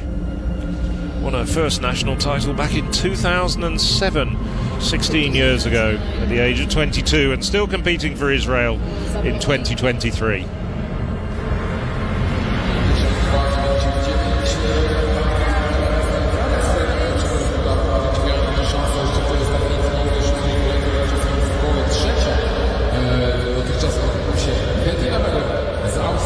Now we're into the top three with Bettina Weber. She improved to 58.19 in the first round. That might be pretty close to that mark. She was pretty close in the previous round with 57.99. Tall, rangy thrower. 59 metres and 6. A little bit short looking at the replay of the video. Oh, it is. My eyesight must be deceiving me. 59.06, so it is an improvement for Weber, although she doesn't move up any further places. So she's having a good competition, not far from her season's best. Now, Hannah Skydan, the event leader, took that in the last round with 69.88. Roaring it. I don't think that's an improvement for her. It's about 67 metres. The vastly experienced Hannah Skydan, who's twice been a World Championships finalist and got a bronze on the continental stage in 2016 when we were in Amsterdam.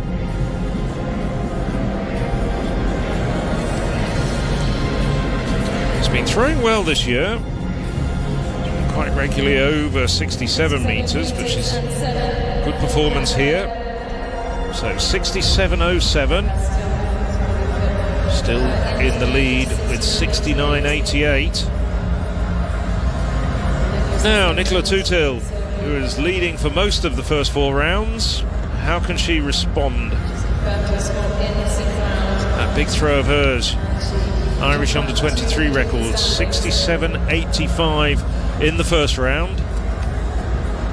No, I don't think that's anything like as good. You just see her shoulders dropping. As I say that, it wasn't a bad effort though. Not quite as far as her first round.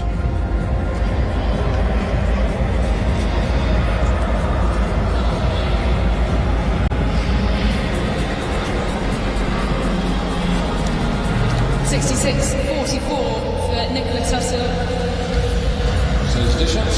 66.44 for Tutil, who stays in second place as we wrap up the fifth round. Top eight, the women you can see on the lower left hand side of your screen,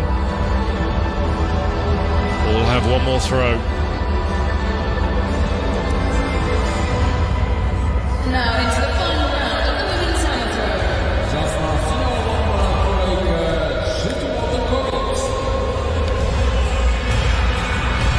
So just taking on some much needed hydration. Humidity is about 30%. It'll probably get even higher tomorrow before some thunderstorms that are expected in the evening. Apart from tomorrow, we're expecting most of the week to be dry. So Tutil is taking on some coaching advice.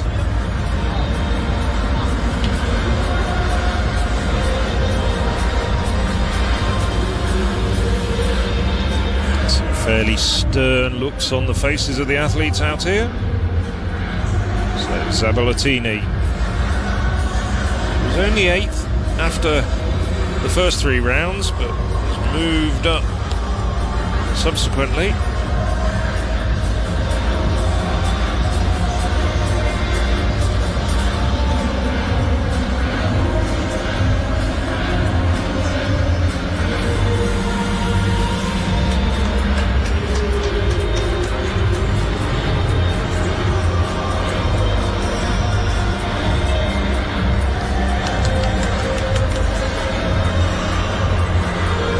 From the Israeli,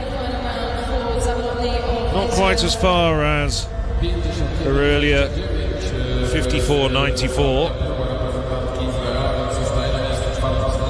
Now Bettina Weber in 3rd place at the moment, 59.06 just a few minutes ago.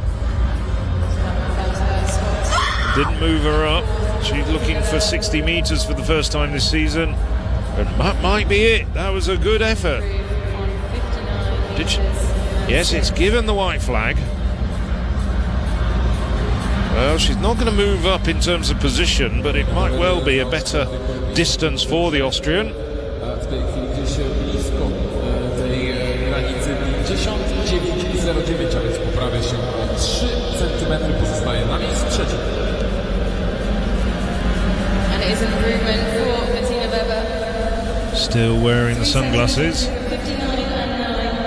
59.09, it is her best throw of the series. Stays in 3rd place, but 13 points to Austria. And that keeps them very much in, not just the battle for promotion, but the battle for supremacy as we come to the end of this first morning, this first of 3 sessions for the 3rd division. Now Nicola Tutil. Ireland at the moment leading the way in the team standings. 67.85 in the first round. Now that's a good effort. Not quite sure it's as far as that first round. That mark an under 23 record for Ireland. Taki wynik irlandzki, który jest rekordem kraju do lat 23. Od dziś oczywiście od zawodów 67.06. Zostaje na miejscu drugi czas na ostatnim próbę angielskiego. Widać zwycięstwo reprezentantów. Tutil 67.06.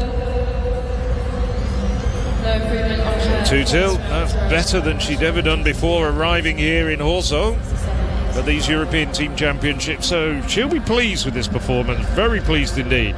She's added over a metre onto her Irish under-23 record. But this is the winner, Hannah Skydan of Azerbaijan. And that could well be the first 70-metre throw of this competition.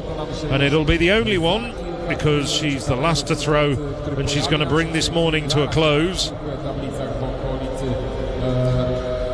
So Skydan comes through strongly in the latter parts of this competition. Znacznie powyżej 70 metrów i potwierdza swoją dominację w konkursie. Hanna Skydan z Azerbejdżanu. A huge throw in the final round for Hannah Skydan. 71.69, a new season's best. There we go, just looking at Hannah Skydan. She's a great exponent of the hammer. One of the familiar faces of Azerbaijani athletics.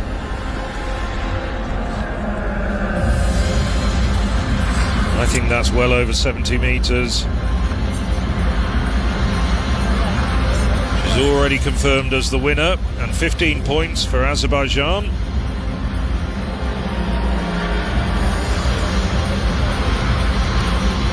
So she can take her shoes off, as can all the rest of the women. We've come to the end of this morning's session. We're still just waiting for confirmation. There we go, 71.69. That's the winning mark for Hannah Skydan. in the end. In the last 2 rounds, she had 2 marks better than anybody else. So Skydan, well, she's been a winner at these European Team Championships on several other occasions in the past. Confirmed, Hannah Skydan takes top place for Azerbaijan, 71.69. Nicola Tutil, 67.85. And Bettina Weber taking third for Austria. Na ekranie ostateczne wyniki konkursu śród trwań Patryckiena 71-69, najlepszy wynik w sezonie reprezentantki Azerbejdżanu. So all that remains, I think, is just to confirm the team standings after 12 events this morning. 12 down, another 25 to go in the third division of these Silesia 2023 European Athletics Team Championships. One final time, if you want to check all the results and follow the live results, go to www.european-athletics.com. 67.85. Bettina Weber of Austria.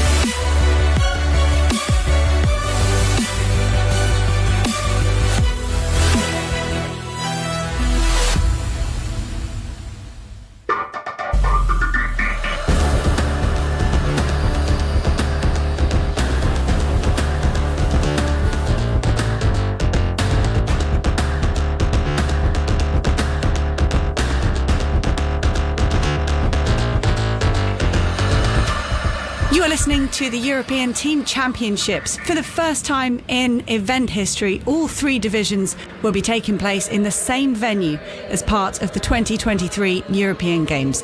The 3rd and 2nd divisions will be held in the morning and evening sessions for the first 3 days, with the 1st division occupying the prime-time evening slots on Friday, Saturday and Sunday.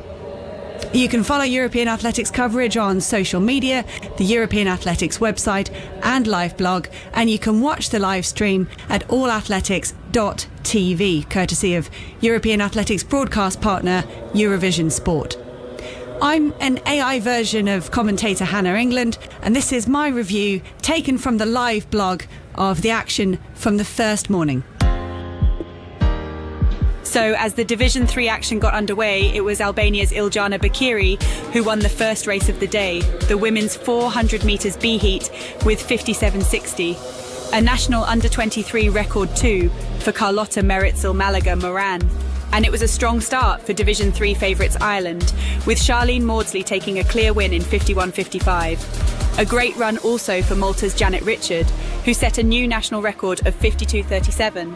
Andorra's Pau Blasi won the men's 400 metres B heat with a new PB of 48.51. And it was Albania's Franco Baraj who won the second men's 400 metres heat from lane 6 in 46.30. Just 1600ths away from his own national record, which he set last year. Baraj won the equivalent competition in 2021 and retains his title this time around, holding off Austria's Niklas Strohmeyer-Dangle and Ireland's Jack Raftery, who take second and third. In the women's 5,000 metres, Israel's Lona Kemtai ratcheted up the pace in the last few laps, but was tracked all the way by Geiger, who kicked strongly in the final 200 metres to take the win. A great effort by Salpeter, but the European steeplechase champion was just too strong in the end. The two 34-year-olds were well clear of Ireland's Richardson, who was isolated for almost the entire race but held on to third. It was a solid win for Georgia's Sopiko Shatirishvili in the women's shot put with a season's best of 15 metres 86, and Michaela Walsh got more good points for Ireland in second place. In the discus, 23-year-old Estelle Valianu of Israel through a best ever 58 meters 25 at the NCAA Championships in Texas 10 days ago, and wasn't far off that mark today as the women's discus went to the form book. As expected, two-time world medalist Amel Tuka of Bosnia and Herzegovina won the 800 meters A heat.